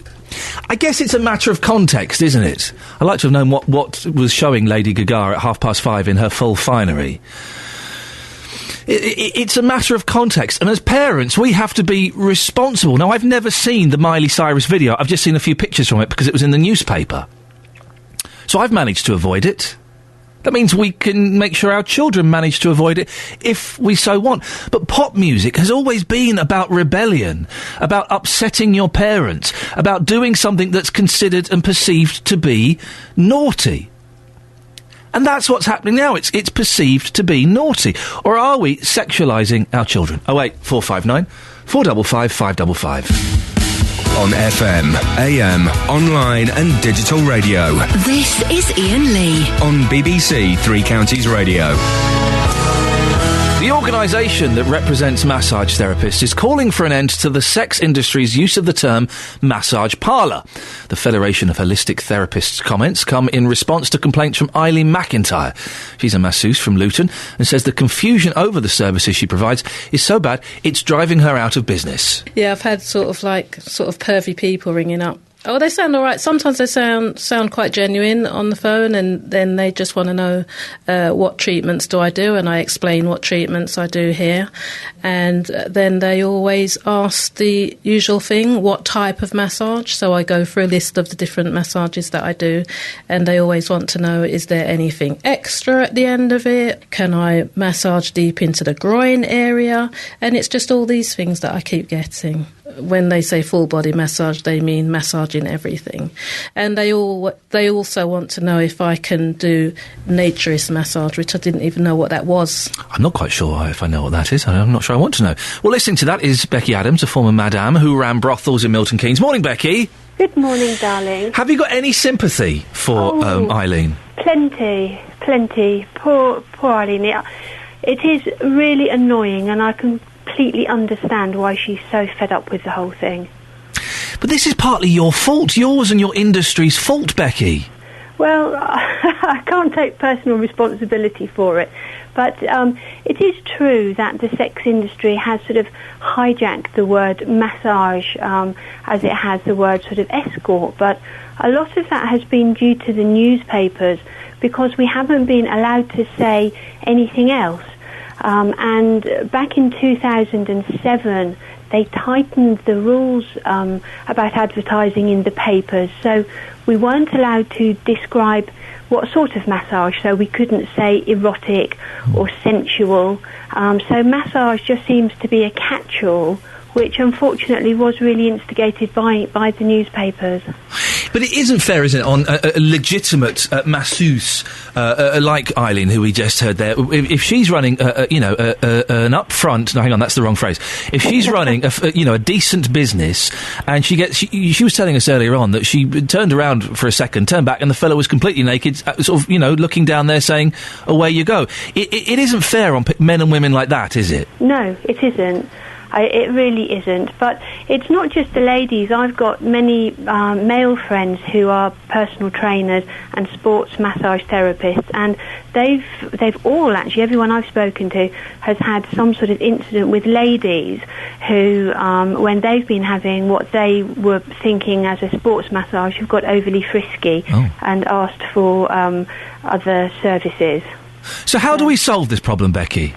Because I understand what you're saying. You can't advertise exactly what you're offering in newspapers, and I kind of think that's perhaps a good thing that it's limited on what we can see in newspapers. Well, yes, but of course, massage parlours and escort services are no longer allowed to sort of advertise their websites in most papers. So guys and couples who also use those services can't even get onto a website and have a look at what they're wanting to buy. I also do think that a lot of people don't understand the word holistic and the different sort of descriptions that beauticians and therapists would use to describe massage, especially people who don't have English as a first language. So when ladies say, I do a holistic massage, people actually don't understand, as Eileen didn't understand the word naturist, yes, which is basically a naked massage or topless massage. What, the lady, the masseuse is topless and naked? Yes. Oh dear. Yes. Oh dear. We shouldn't really be encouraging this kind of naughty behaviour, should we, Becky? Well, I think whether you encourage it or not, it's going to happen. So I think we just have to sort of deal with what we've got, really. Has it ever worked the other way? A naughty masseuse has been ready to do a naturist massage or something, and the fella's gone, yeah, it's my left shoulder, it's really killing me. Is there something you can do with that? Yeah, I mean, definitely. And in all fairness, a lot of ladies who do provide naughty massages or massages with a happy ending are trained in massage. Not all of them, of course, no, but a proportion of them. So, and there are a lot of gentlemen who don't necessarily want full sexual services, but would just like a sort of a half-decent massage and a bit of a lie-down. Becky, thank you very much for that description at the end. Thank you. A half-decent massage and a bit of a lie-down, yes. Becky Adams, former madam, and who often on the show used to run brothels in Milton Keynes. Thank you very much indeed. 08459 455 555 is the telephone number. Carleen has texted us. Miley Cyrus is tame. She needs lessons. Sorry. If you've ever seen reggae dancehall moves... That said, I don't think it's a look I would like for my daughter. Yeah, the reggae dancehall moves, they're really working the twerking, aren't they? Aren't they just in a jerkin? Helen Milton Keynes says, who encouraged, coerced Miley Cyrus to perform in this way? The sharks that surround young stars have a way of making the star think it's their idea. But really the push is to make as much cash before the star's career implodes. Think of Britney Spears, whose life was adversely affected by being pushed to be outrageous. The boundaries are pushed more and more with each generation. Well, Helen, I think with the greatest of respect, I know you're a regular contributor to the show, to say that Miley Cyrus and Britney Spears had no part in what they were doing, I think is a little bit disingenuous. Miley Cyrus, from what I can gather, was keen to break from her Disney Hannah Montana image. That's why she kind of went all sexy. I think it's slightly patronising and disingenuous to suggest that they were forced or coerced to do these things. If she didn't want to take her kit off and lick a hammer, she wouldn't have done it. Simple as. I lick hammers and take my kit off because I want to do it. No one's forcing or coercing me. And maybe I'll post that footage online at some time. 08459 455 555 is the telephone number if you'd like to give us a call. Don't forget, you can also email me during the show or at any other point as well. All you have to do is send an email, ian.lee@bbc.co.uk if you want to. And it's iain.lle@bbc.co.uk. And it can be about anything we've talked about in the show. Or it can be something you think would be a good story for the show. Something huge that affects your entire county, or something small that maybe just affects you. Thank you very much indeed. Morning, this is Iain Lee, BBC Three Counties Radio. It's 3 minutes past 8. Thursday, the 7th of November. Oh, it's nearly Christmas. Can we start talking about Christmas now? We can start talking about it, can't we? 08459 455 555 if you disagree with me. Bar humbug, you Scrooges. It's the 7th of November, for goodness sakes. Christmas is right around the corner. Lots coming up on the show between now and JVS at 9 o'clock, including dirty hospitals, massage confusion, and pervy pop. Also, if you want to have a little workout, go to facebook.com/BBC3CR. Great video footage there. Some really good quality video footage. Justin Dealey and myself twerking while we're working. In a leather jerkin. You can also text me 81333. Start your text 3CR. Or, why don't you give me a call? 08459 455 555. Across beds, hearts and bucks. This is BBC Three Counties Radio. In the last hour of the show, we're talking... Miley Cyrus has been getting a lot of bad press during this show, and Lady Gaga. Can we find out who were the pop stars when you were growing up that your parents objected to? We're having none of that Bay City Rollers in this house. Frank Sinatra... You know, early on in his career, when he was singing to the Bobby Soxers, was considered subversive and deviant. The Beatles, with their long, shaggy hair. We look at the Beatles' hair now from 62, 63. That was considered long and subversive. So, when you were young, dear listener, what pop singers, what artists did your parents just say, no, we are having none of that in this household at all? 08459 455 555 is the telephone number. What you watching next door? What you looking at? Nothing. What is it, Catherine? I'm just watching the moment I made Catherine jump. Oh, have you got it on video? Yeah, go on, let's hear it. She's coming through the door now. Fantastic. You see, this is the fun your licence fee is paying for. Excellent stuff. Call 08459 455 555. BBC Three Counties Radio. Now, here's a story. It's emerged that the trust behind hospitals in Watford, St Albans and Hemel Hempstead has a maintenance backlog that'll cost £67 million to fix. Dodgy wiring, asbestos, the potential of Legionnaire's disease, you know, the kind of stuff that will get your average B&B closed down. Now, things must be bad. The West Herts Trust's been given £16 million of urgent funding from the government, and they're hardly made of money these days. Well, Samantha Jones is Chief Executive of the West Herts Hospital NHS Trust. Samantha, how on earth has this happened? Good morning, Ian. We're absolutely delighted to have received this funding. It's absolutely excellent news for our patients, the visitors and also our staff. What happens in any building is that you have every 4 to 5 years you have a review of the buildings, the infrastructure, the maintenance, and the maintenance required to keep them at the standards that we'd expect any buildings to have, let alone healthcare buildings. That happened at the back end of last year. And that's where the 67 million backlog maintenance figure comes from. That was discussed at the Public Trust Board. And I think it's fair to say that it hasn't emerged. It's part of a plan. It's there to ensure that we are aware of what we need to do to keep our hospitals, which serve very large populations. When are you going to do it then? For the purpose. It's actually over the next 6 years. So it's not just for this year. It's over the next 6 years. And where does the other £51 million come from? What we do is, on an annual basis, is that we have £8 million, We spend £4 million a year upgrading equipment, as you'd expect us to do, and we spend £4 million a year making sure that we're dealing with the highest risks that we need to. So that's £16 million over 4 years. So roughly, where does the other £30 million come from? What we do is that every year we look at where the highest risks are. We run very old buildings. Many hospitals are, as you know, over 40 years old for all three of our hospitals. So what we do is we say, where are the highest risks in accordance with an independent assessment, and that's where we spend our money.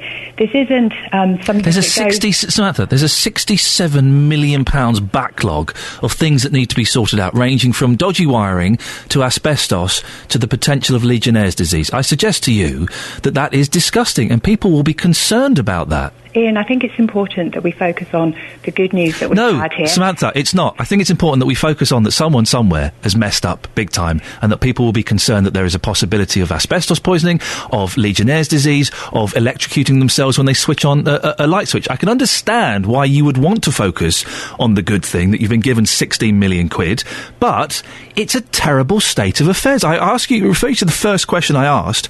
How on earth has this happened? Over every year, we look at the maintenance that we require to run public buildings. This isn't specific to West Hertfordshire hospitals. To keep any building to the standard, the estate standard that we need to have, there will always be maintenance that's required. Why hasn't this maintenance been done then? What we did is we looked at, we are required to do every 4 to 5 years, and say, what do we need to do over the next 5 to 6 years to keep the buildings at the standard that we expect them to be? And that's what we did at the back end of last year. The 16 million... 67 million? The 16 million that we've been given is to deal with the highest risks that we have. So, including upgrading our lifts, including the heat, steam and pressure systems. This is a lot of things that people won't see. It's behind the scenes. Legionnaire's disease you won't see either. Asbestos you won't see either. Dodgy wiring you won't see either. That's exactly what we're dealing with as part of this 16 million. Surely, can I say, it sounds a little bit ridiculous that hospitals are checked every 4 or 5 years. Surely it's if I ran a huge building that lots of sick people came to, I would be maintaining it as I went along. I would be checking it every year. And we check every year. Then why have you only established this after 4 or 5 years, and you only established it last year? What I said was that we have an independent assessment, as we are required. Well then, Samantha, to do. If you've been checking it every single year, how has a £67 million backlog been allowed to grow? If you're checking it every single year, you would have been aware of that, surely. And we are aware of it. Then how has it been allowed to grow? And that is why every year we spend our £8 million, prioritised by and with our clinicians to the areas of the highest risk. The independent assessment is done for every public building, and that's what we've done looking forward over How the next 4 has a to 5 £67 years. million backlog been allowed to happen? This isn't a case of it being allowed to happen. This isn't a case of something not happening. But it's something that hasn't happened because you have a £67 million backlog. You can't juggle those figures, Samantha. I'm not asking to. What I'm saying to you is that every 5 years or so we have an independent assessment. I know, you're not answering the question. I'm confused. No, I am trying to answer the question, and I apologise if it's not very clear. We have this independent assessment building on the annual maintenance that we do and that we review. The independent assessment, like every organisation, including the one that I'm sure in the building that you're in, then has a maintenance programme. Some of it is backlog to get it up to the standard that it requires, and some of it is just doing the day-to-day and the routine. Which you've obviously not been doing. I've got to ask you, Samantha, a £67 million backlog, it would imply, if this has been discovered by the independent investigation, that your own maintenance has not been up to scratch. We review every year. Well, it's not been up to scratch. You've missed 67 million quid's worth of work. That review builds on the £8 million that we spend every year. I think it is important to focus on the excellent news that we've been given additional funding. Samantha, with the greatest of respect, that we submitted. With the greatest respect, I can understand why you would want to focus on the excellent news that the cash-strapped government is giving you 16 million quid for work you've not carried out. But I and the listeners who use the hospital would like an answer to this question, I think.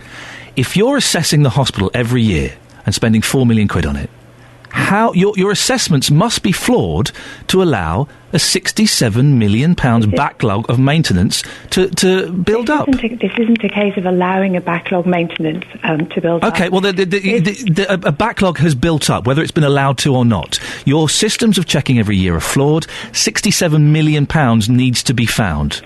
£8 million a year is what we have and what we are given routinely to deal with. Well, then you're in trouble. If that's all you've got, plus this 16 million, you're in trouble then, because you've got to find 67 million. What we do need to do, and this links to as part of our clinical strategy, is ensure that the services that we provide are in buildings that are fit for purpose for the future, in full agreement of that. This is a very good news about dealing with the risks that we have. It is great news that we now know that if we come to one of your hospitals, there is a chance that we may catch Legionnaire's disease. That's great Iain, news. I think it is important to understand that the money we've been given is because we are dealing with the risks that you identify. This is part of us being open and demonstrating where those risks are and the improvement work that we are actually doing to make sure those risks are minimised for patients. Did any of your annual assessments pick up the risk of Legionnaire's disease? Yes. They did. When was that first picked up? Year on year for the last few years. How many years ago was Legionnaire's disease recognised as being a possibility? Like any old building, we have that information, and I'm very happy to share it with you. Then please do. How many years ago was Legionnaire's disease first recognised in your hospitals? I will get that information for you. But years ago. Iain, what we do every year is that we deal with those risks. I think it is important that you note that the £4 million that we spend every year on dealing with the high risks for any public building like the ones that we have reduces the risks to patients. If Legionnaire's disease was recognised, let's be generous and say 4 years ago, why wasn't it treated then? It has been treated. It continues to be treated. As I'm sure you are aware, it isn't just something that you can deal with once unless you can have a brand new building, which of course is what we'd all like to have for our healthcare facilities. We deal with it every year. We minimise the risks that we have. It isn't something that goes away just when you deal with it once. Why are other trusts in Hertfordshire better at maintaining their buildings? I think what you'll find is every organisation, not just the healthcare organisations, has an independent assessment that's done every year to get to the standard that we want and deserve for our patients that we serve, is keeping it at the level that's required. So here, the independent has demonstrated, I am publicly saying these buildings are old. Everybody knows that when you look at the 3 hospitals that we cover. We want to make sure it's fit for the next 6-10 years, and that's what this work is doing. Are you letting things go because of the health campus? Absolutely not, no. You're sure about that? Absolutely. We spoke to Sandy Walkington, Liberal Democrat councillor for St Albans and Herts County Council. There was a big meeting where various heads of trusts went along and talked about what was going on. You chose not to go. You sent your PR person. Why was that? Actually, what had actually happened was that I'd met with the chair of the scrutiny committee the previous week. I'd been through the information with him. I sent 3 of my senior directors to the meeting because I was required to be at another equally important meeting. What was the other meeting, if you don't mind me asking?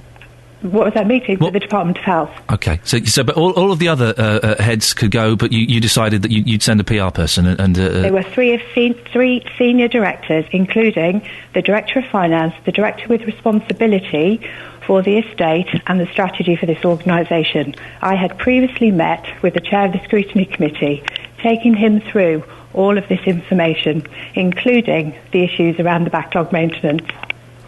Samantha Jones, thank you very much for coming on. No doubt we'll talk about this again. That's Samantha Jones, Chief Executive of the West Herts Hospital NHS Trust. Don't be sick on air. No, I'll try not to. You're feeling a little bit queasy. Is everything all right? I'm all right. You're good. I'll battle. Look at you. Yes. Look at you in your hoodie. Yep. You look like a 13-year-old boy. Thank you very much indeed. Here you go. I got something for you. What's that? Why are you shaking your bottom in my face? I'm twerking. Is that what twerking was? I heard you talk about this twerking business this morning. Twerking. I wasn't sure what it was. I've learnt it this morning. That's what a twerk is. I was just twerking you. So twerking is bottom grinding? It's basically I'm giving you a booty call. Oh. Yeah, I'm shaking my booty at you. And where does twerk come from? America, Jamaica, somewhere like that. Twerking. I've not looked into the history of it, to be honest. I'm too busy having a good time to read books about it, Grandad. So what was shaking your booty is now twerking. That's correct, yes. Oh, okay. You say. It's all Cheryl Baker's fault. Do you remember that on the Eurovision, 81 or 82, something like that? Rather wholesome Bucks Fizz, with their lovely toweling jumpers and long skirts, singing a wonderful song about speeding it up, slow. Oh my God, they've ripped their skirts off, those tarts! Disgusting. Oh. We're trying to get... How are we doing, Catherine, on getting Cheryl Baker on the show? Good, well, we've got 40 minutes, so do it. Yeah. You just called her a tart. That's not going to help. Exactly. Are we telling her that she's the root of all evil? No, tell her I want to talk about her excellent kids' cookery show from 20 years ago, Eggs and Bacon. Right. That'll get her on, and then we'll... then we'll stitch her up and call her a tart. We'll hold her to account. I've been trained. I've won awards. I've won awards. What I did to the CEO of Bedford Hospital is nothing compared to what Cheryl Baker's going to get before 9 o'clock. She's going to get a good grilling. I hope she's not listening on the iPlayer. No, she won't be. I'm sure she won't be. No. Now, what's on your show this morning? Well, we are picking up on this story from 9 this morning. I'm going to be asking on the big phone-in, is it time we accept children grow up faster nowadays? Netmums have released a survey showing that 70% of parents try to stop their children watching sexy music videos. 2/3 of them say their children are exposed to adult content on pre-Watershed TV, and over 80% say their sons and daughters have repeated sexy lyrics at home. 3 in 5 10-year-olds say they understand sexy lyrics, and 87% of parents think pop stars have pushed the boundaries too far when it comes to sexy lyrics and dancing. But are these parents living in a fantasy world where children watch The Sound of Music, drink lemonade? Sorry. It's very funny. It made me laugh. They drink lemonade and do country dancing. You know, I just wonder whether it's part of progression. Yeah. And actually, I wonder whether this... Look, if a little girl is bumping and grinding and doing all this kind of dancing, no, I'm being serious about it. I've got some of my cousins, they've got children. Yeah. In Holland, and when I was over there recently, they wanted to put on a show. So they said, "Oh, come on, everyone, sit down. The children want to put on a show." So I sat down. I generally hate things like that anyway. So I sat down and thought, "Oh God." So I sat down. Anyway, all the little girls did this kind of synchronised dancing routine. They're bumping and grinding. Yeah. And I sat there like a prude, thinking, "Oh, this is not very appropriate. Little children dancing like this. They look like ladies of the night." Yes. That's what I was thinking. But actually, you know what? They didn't know what they were dancing like. They were just having a bit of fun. They didn't realise that the way they were dancing was what many of us adults would consider to be kind of sexy dancing. They just thought they were having a bit of fun and trying to mimic the people that presumably they see on the TV. For them, there was nothing sexual about it whatsoever. So does it really matter? You know, is it time that we just accept that with any kind of different generation, there'll be different influences, and parents just have to accept that they have to go along with it, and we must stop judging the children by our adult standards. I like it. From 9 this morning, is it time we accept children grow up faster nowadays, or perhaps you think there's no excuse when children go bumping and grinding, it's still disgusting and parents should do more to stop it? Across beds, hearts and bucks. This is Iain Lee. BBC Three Counties Radio. I have to say, I am wearing a hoodie and a T-shirt. I've dressed down for today. Jonathan's face when he said, "Oh, you're wearing a hoodie." He looked. That's what being looked down someone's nose feels like. It's not nice. Oh, it's not nice. Now, a massage therapist from Luton says she could be forced to close her business because of nuisance phone calls and inappropriate behaviour by men visiting her premises. Eileen McIntyre has only been open since April, but in that time has had a man stripped naked in front of her and regularly gets calls from men looking for sexual services and groin massages. Well, Melanie Prince is General Manager of the Federation of Holistic Therapists. Morning, Melanie. You represent over 15,000 clients. Is this a common problem? Well, it seems to be increasing more and more at the moment, Ian, I'm afraid. We've had quite a lot of texts from our members and calls from our members saying that they are being targeted, it seems, by a few people who are constantly texting them about services that aren't the services that they give. Why is this happening, do you think? Oh, I really don't know. I don't know whether people are getting braver or because of texting being so anonymous these days. It's really difficult to say, but all I can say is our members are certainly telling us that they're seeing an increase in this sort of behaviour. I've been told the London Licensing Act. What's that? That's the London Licensing Act of 1991, Right. and that basically requires massage therapy premises to be licensed. Right. Obviously, back in the 90s, this was obviously considered a problem, and so every borough council now is required to license a massage therapy premises, which means that they can keep an eye on what's going on. And it's something that I think that a lot of metropolitan areas now are looking at copying, which I think will help quite a bit, really.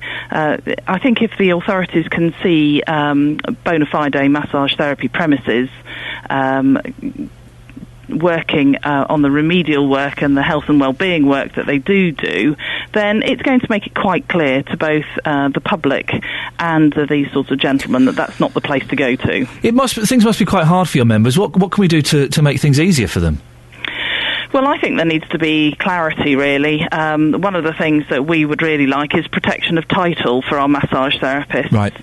Most of our massage therapists actually work in remedial massage. They can work in the NHS, in care homes. They also work in spas and salons, and they're quite obviously working in the health and well-being area. And I think if there's protection of title, then it would make it illegal for people who aren't doing bona fide massage therapy to be found out. So they couldn't use the term massage parlour if it was some prostitutes? They wouldn't be able to use the word massage therapy, a bit like physiotherapists. You and I can't claim to be physiotherapists because we're not trained and we're not registered as physiotherapists, and it would be the same thing for massage therapists. Melanie, I appreciate your time this morning. Melanie Prince there, General Manager of the Federation of Holistic Therapists. Well, we've heard what she thinks. I do like a good massage. I do, and it's quite obvious most of the time, the ones on the high street which are offering, services and which are offering a massage. But if you're going through the phone book, as I was the other day, the phone book wasn't 1989, the internet. To try, because I wanted a massage. I was getting a terrible headache, and I knew a really firm massage would sort me out. There's no innuendo there actually at all. And you're shaking, you're nodding away, giggling, Catherine. There was no innuendo there. Yes, there was innuendo in that conversation. I'm just laughing about how can a massage help relieve your headaches? Are you simple? No. Because it's a build-up of tension, of course. It's a build-up of tension in my spine and in my shoulders and in my neck. I wanted to go for an Indian head massage, and she said, well, that's 20 minutes. You might as well have the full hour, and I'll do all kinds of stuff to you. She worked magic on my body. And she walked on me. And that works, does it? It was awesome! Have you ever had a tiny Thai woman walking on you? No, but you've got two small children. You could have got that for free. Oh, no, they don't walk on me. They kick me in the ghoulies. That's their new game. I'm the walker. Sorry? I'm the walker in my relationship. I don't know what that means. I walk on his back. You're the walker? Yeah. I can walk on your back for free. I won't take my heels off. Kath?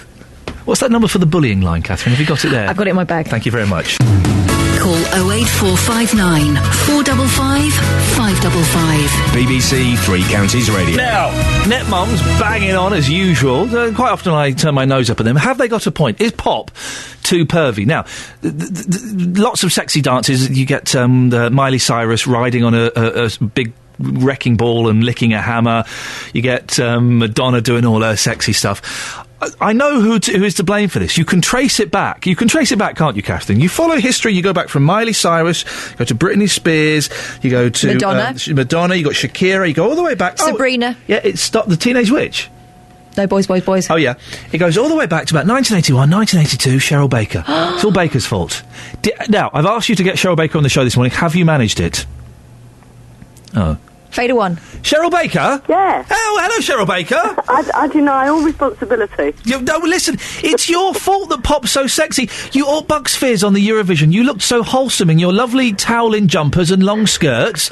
And then those mucky fellas grabbed it and ripped it off, and you were showing thigh, and nothing was left to the imagination.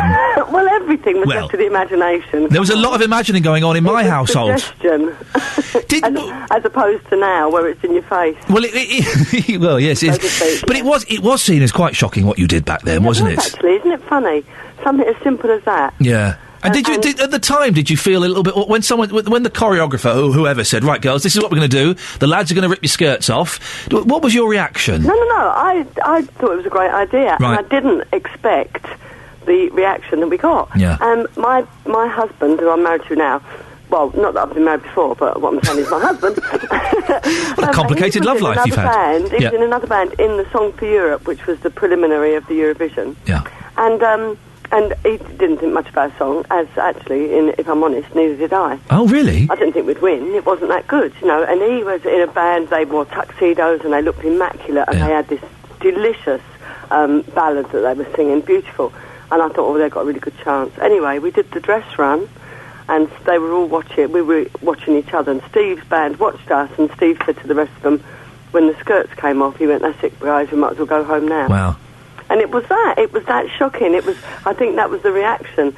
I think things have gone a bit further now, haven't they? Well, they have a bit. I mean, but it does prove that sex does sell pop. And pop has always been about sex, hasn't it? From Elvis, from the Beatles, it's been about sex. Do you agree with Netmum, Cheryl, that it has got a little bit too far? Yeah. Definitely, it's gone too far.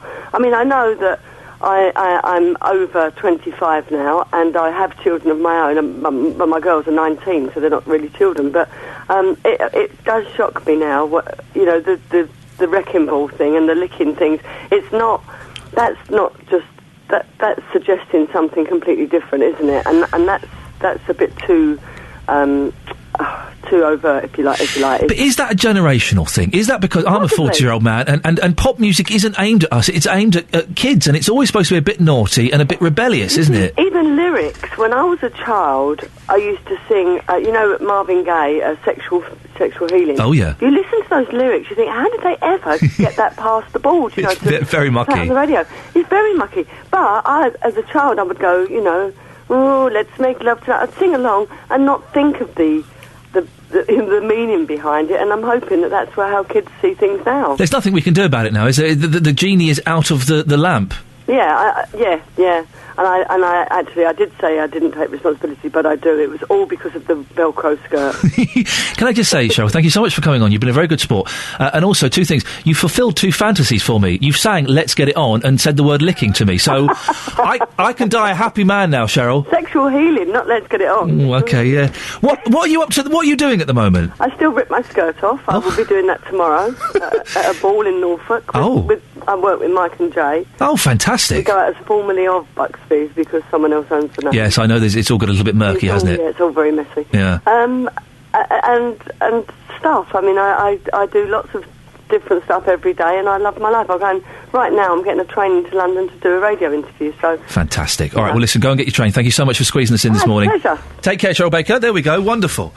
Oh, dear, wasn't she delightful? I had such a crush on her and Jay. Oh, boy, oh, boy. Across beds, hearts and bucks. This is Iain Lee. BBC Three Counties Radio. 08459 455 555 is the phone number. Lots of your comments on Facebook. Sue says, my 16-year-old daughter says that music and dancing today is far too sexy. And when she remarked that she can't believe you're 40 with kids, and if that's the case, you shouldn't be twerking. Whoa, Sue! Let your daughter know I am down with the kids. Lisa says, I loathe net mums. Some people do loathe net mums. They have some would argue. I would say that their influence is perhaps slightly less than it was a few years ago. But I loathe net mums. But I agree with them on this. There are some singers that I would never let my two daughters watch their videos. For example, Rihanna, whose videos are soft porn. One Direction are pretty safe. Jenny says, has anyone seen how racy and raunchy the Charleston is? And Jane says, my mother thought Elvis was disgusting. And South Pacific too? Was South Pacific considered raunchy? Janet says on the text, Iain, I will donate £20 to children in need. If you give me your word, you will not take your clothes off nor lick hammers. Can't promise that, I'm afraid, Janet. In fact, me and some of the guys are meeting up after work to go for some stripping and hammer licking. So, sorry about that. Sam in Bedford, it was frowned upon to have my posters of Boy George and Marilyn. Do you remember Marilyn? Though Shakin' Stevens was approved of. Go figure. And Nick in Melbourne says, Ian, with regards to pop singers that my parents frowned upon, my mum and dad did not approve of Sandy Shaw because, get this, she sang On Top of the Pops in bare feet. You see? That was her gimmick, wasn't it? We've got 20 minutes of the show. Which pop singers did your parents, I'm guessing it's probably dads, disapproved of most when you were growing up? Although I bet no dad disapproved of Blondie in their heyday. Oh, no. Debbie Harry. A young Debbie Harry. Oh, dear goodness gracious me. 08459 455 555 is the telephone number. You can email me, ian.lee@bbc.co.uk. In fact, someone has just sent me an email. This is from William. We were talking earlier on in the show to Samantha Jones, Chief Executive of the West Herts Hospital NHS Trust. It's emerged that the trust is got a £67 million backlog. Samantha was keen to celebrate the good news that the government's given them 16 million quid. What about the chance that people might get Legionnaire's disease in your hospital? Well, we've had an email from William who says, Ian, the last 2 mornings you've interviewed NHS managers. I could hear the frustration you experience with these people. Now perhaps you might understand why health professionals like me, brackets now retired, are suffering low morale. Most NHS managers are incompetent to say the least because they have little or no idea about medicine or medics. Well, it's a business, isn't it? They're there to oversee the business side. And I'm just struck. The problem I had with Samantha, with her argument more than with her personally, with Samantha Jones, was that she couldn't seem to understand that a £67 million deficit was actually quite a bad thing, and that, getting £16 million from the government, that's going to help, but what about the rest of it? And it would imply other NHS trusts haven't got such a huge backlog of work they need to do. So it would imply that they've not been keeping up their maintenance, really. 08459 455 555. Pan's people on top of the pops wore next to nothing. Yeah, Pan's people. Oh, they were dirty. They're dancing. They're dirty dancing, I think is the phrase. Daz the trucker. I don't get this. OMG. Google that. That means oh my God. Oh my God. I've just seen the twerking video. If Justin is Premier League, Ian is definitely in the second division. I don't get the reference. I'm guessing that's a football reference, and I'm guessing that means I'm better than him. So, that's good. Mike is in Redbourne. Good morning, Mike. Good morning. What are you... Now, can I ask, sir, how old are you? Older than you. Okay. I'm going to guess... 86? No. 87? No. Older or younger? Younger. 84? No, not quite. 83? Bit younger than that. 76? Could be a bit older, but not that. Oh, right, okay, you're in your 70s, right? Yeah, could be, yeah. What do you think when you see Miley Cyrus licking a hammer? Not really, not a lot, but I like listening to the music, I think. Sorry? I like listening to the music. I like listening to Gaga. Oh, you like Gaga? Oh, yeah, kosher, mate, kosher. What's so good? I've never heard a Gaga song. Could you sing one to me? No, you've got no chance in heaven of that. Why? Can't sing. Oh. Well, neither can she, but it doesn't stop her. What you got to do, you got to put Speechless on by her and have a listen to that absolutely fantastic song. Why is it so good? It is a good song. I don't think we've got any Gaga. Let me have a little look, see if we've got any Gaga on the computer. Hang on a second. I don't think she'll be on the 3CR. Oh, I'll tell you what else you could put on. You could put Tony Bennett and Lady Gaga. The Lady is a Tramp. So she did a song with Tony Bennett? Yeah. You're having a laugh. I've seen Tony Bennett. He's great. Yeah, she done a good song with Tony Bennett. Hang on a second. You mean this? The Lady certainly is a tramp.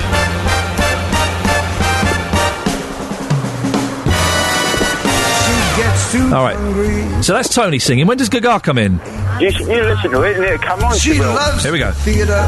Because he's a good singer. Here we go. Comes late. I never bother with people that I hate. Yeah, she's all right. It's like everyone was surprised. Good voice. Yeah, everyone was surprised that Christina Aguilera could sing.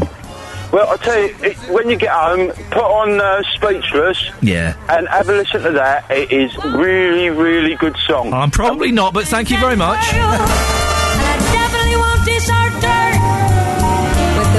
I was once on Loose Ends on Radio 4 several times until they But never mind. And one of the guests on there was Tony Bennett. Tony Bennett, I was sat around a table with Tony Bennett. Wonderful. He's tiny, fantastic. Well, not fantastic, terrible wig. Okay. And he did his interview. It was when Ned Sherrin was still doing it. Ned Sherrin would send me a postcard every time I'd been on this and just say, marvellous work the other day, thank you very much. So nice. Anyway, so he's interviewing Tony Bennett. Tony Bennett does his little interview at the top of the show.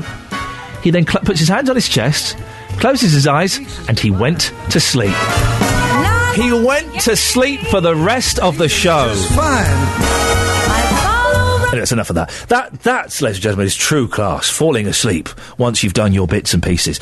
08459 455 555 is the telephone number, should you wish to give me a call. Facebook.com/BBC3CR if you want to go and have a look at the twerking video. Right. 08459 455 555 is the telephone number if you want to give me a call. Lots of you have been texting in about twerking and dancing and all kinds of things. Iain, who spells it incorrectly, says, Iain, my wife tried licking a hammer in a sexy manner. Oh, that's a good... that rhymes. I'm a poet and I didn't realise. She ended up getting kicked out of B&Q. Oh. And Sue in Welwyn Garden City says, Iain, the person my dad disapproved of in the 70s was Roy Wood from Wizard. He always said to my brother, if you're ever coming home looking like that, you can pack your bags and go. My brother never did, but I can still see my dear old dad saying that. Roy Wood, of course, had a massive, huge white beard and long, straggly hair, and he did look bonkers, didn't he? Howard's in Fenny Stratford. Howard, when was the last time you had a good twerk? Oh, long time ago, mate. Yeah, I know. It gets harder the older you get, doesn't it? What have you called in about, Howard? Video. Dancers, actually. Yes. Kenny Everett show. Hot Gossip. Remember them? I just read a book about Kenny Everett. Yes, I do remember Hot Gossip. I wasn't allowed to watch the Kenny Everett show because it was too sexy. They were a bit raunchy, weren't they? They were. Wasn't Arlene from Strictly Come Dancing? Wasn't the Hot Gossip were her dance troupe? Well, Arlene Phillips. Yeah, that's right. Yeah. She was. Yeah, exactly. And Cleo Rokos, of course. Yeah, and then he had Legs in Co from Top of the Pops as well. Yeah, the 70s were crazy. Kids have got it too easy these days. On Top of the Pops, they just show videos all the time now. I think. Yeah, has pop got too sexy though, Howard? Do you think, or has it always been that way? I don't know. It depends how you sort of really want to look at it, isn't it? Really. I mean, some of the younger ones now. I mean, I'm in my late 40s, but the younger ones today are getting a little bit near the mark. Yeah. A little bit near the mark. Howard, thank you for that. Hands up, of course, who remembers Tattoo? Do you remember Tattoo? The, in inverted commas, lesbian Russian schoolgirls. It turns out they were actually about 23 and they weren't lesbians. But it was a good song, wasn't it? What was the song they did? What did they do? Oh, the thing she said, oh, the thing she said, oh, the thing she said. But that sparked a lot of copycat behaviour in clubs, I remember. Well, no, they've always been girls doing that kind of stuff. Really? Yeah. I don't approve. They have. Oh, we haven't got it. You type in Tattoo on the computer. What comes up is 7 Status Quo songs. Interesting indeed. 08459 455 555 is the telephone number. Pop has always been sexy. They've always pushed the boundaries to try and get you to pay for it. That's what sells. We know sex sells. If you drive anywhere, the posters for clothes shops. Well, hang on. If they're clothes shops, why is it a woman in her bra and pants? Why is it a man in his sloggy pants? Aussie bum is the latest thing at the moment. I don't want to see that. I don't want to see it. Sloggy? Aren't they pants? Sloggy? Yes. Yeah. They're quite sensible pants, though, aren't they? No, they're quite bulbous. They're tight, aren't they? They're tight sloggies. Right. Sloggies. You speak weird. No, I don't say speak... milk. No, I will not say milk. Sloggies are a type... Right, sloggy. Hang on a second. Images. The excuses he'll dream of. Oh, hello. Well, you Google sloggy, you click on images, there is nothing safe about those. Oh, my God, I'm probably going to lose my job now. SLOGGY? Don't you do it as well? Can you both press escape? No. Stop this. Click on the images. There is nothing...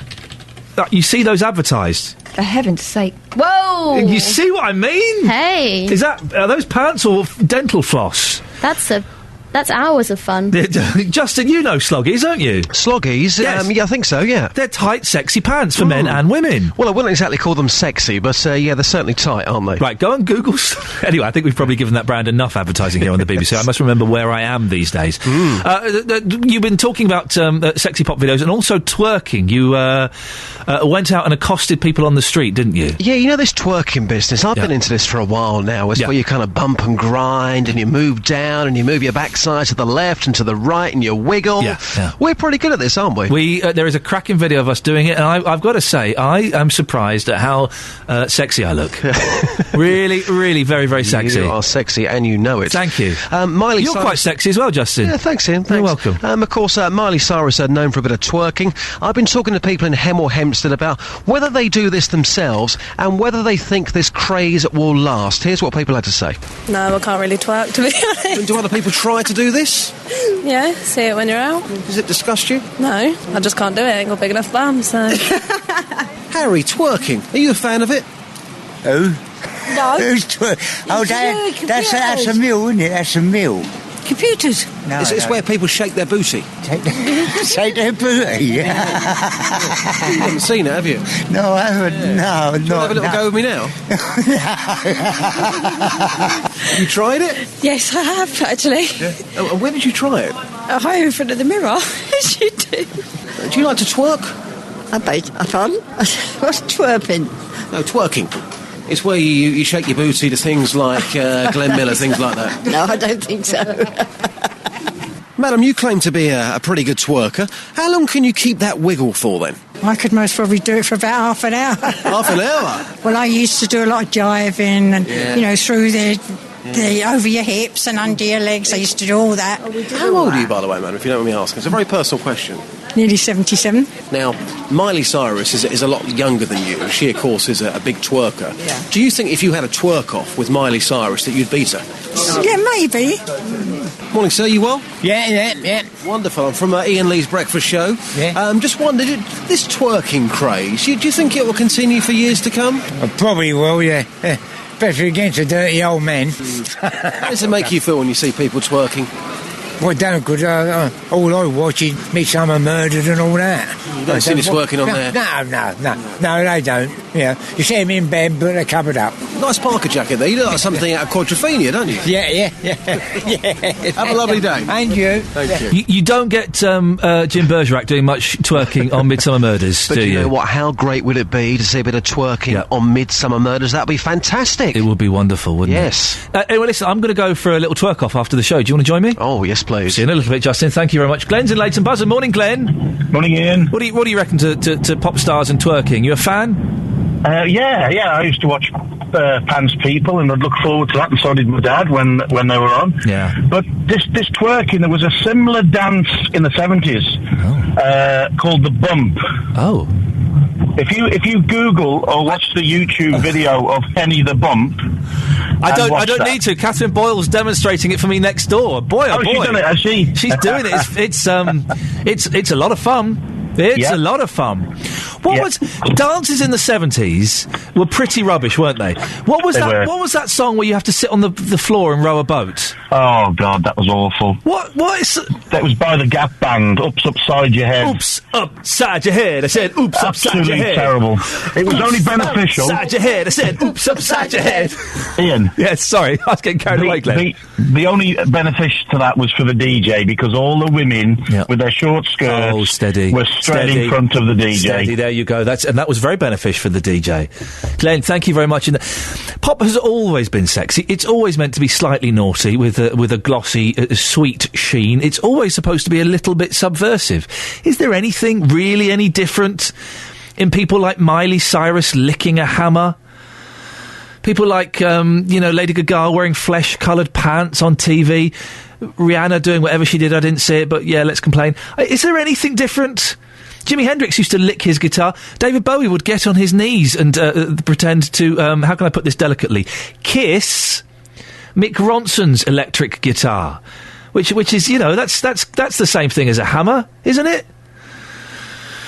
Well, listen, you can send me emails about this if you like to, ian.lee@bbc.co.uk. Well, no, the reason... Kelly, you're asking a question. Why a hammer? Because her song is called Ball Breaker. It's called Wrecking Ball. Okay, well, it's about demolition. Why a hammer? It's about demolition. It's about her, I'm guessing, I've not heard it. It's about her having her heart broken with a wrecking ball. No. Sorry? It's about her coming in like a wrecking ball, like she came in with full force. Destroyed everything. Okay. To break down his walls of his heart. There is no reason for the hammer. There is no reason. Stop looking for meaning. You know what she's doing. Is there a reason she's just in a vest and pants? No. Oh. Thanks very much. I think you're trying to read too much into it. Just enjoy it just enjoy it for what it is. It's throwaway bubblegum nonsense that we won't remember, and it's just a little bit of fun. Or is it a little bit more damaging than that? Well, Jonathan is continuing this conversation and taking it into new territory, talking about children growing up. Should we just accept that they grow up earlier? If you want to start calling him, now is a cracking time to do it. 08459 455 555. I've got 20 seconds just to remind you, by the way, that every Friday we bring out a new podcast, the best of podcast of the show. It's kind of a 45, 50, 60 minute compilation of the best bits. I know what you're thinking. How can you find so much good material for it? Well, some of it's a little bit second rate, if I'm completely honest. It's filler. But I know what's in this week's already, and it's going to be a doozy. So go to iTunes, type in Iain Lee, BBC, and all the previous episodes come up. You can also go to the BBC Three Counties webpage and click on podcast and find it there. Right, that's the advertising done. Thank you to everybody who took part in the show this morning. I think we had a lot of fun, and we got some things done as well. You can't say fairer than that. JVS is up next. Until tomorrow morning at 6 from me. Ta-ta. Local and vocal across beds, hearts and bucks. This is BBC Three Counties Radio. Thank you, Iain.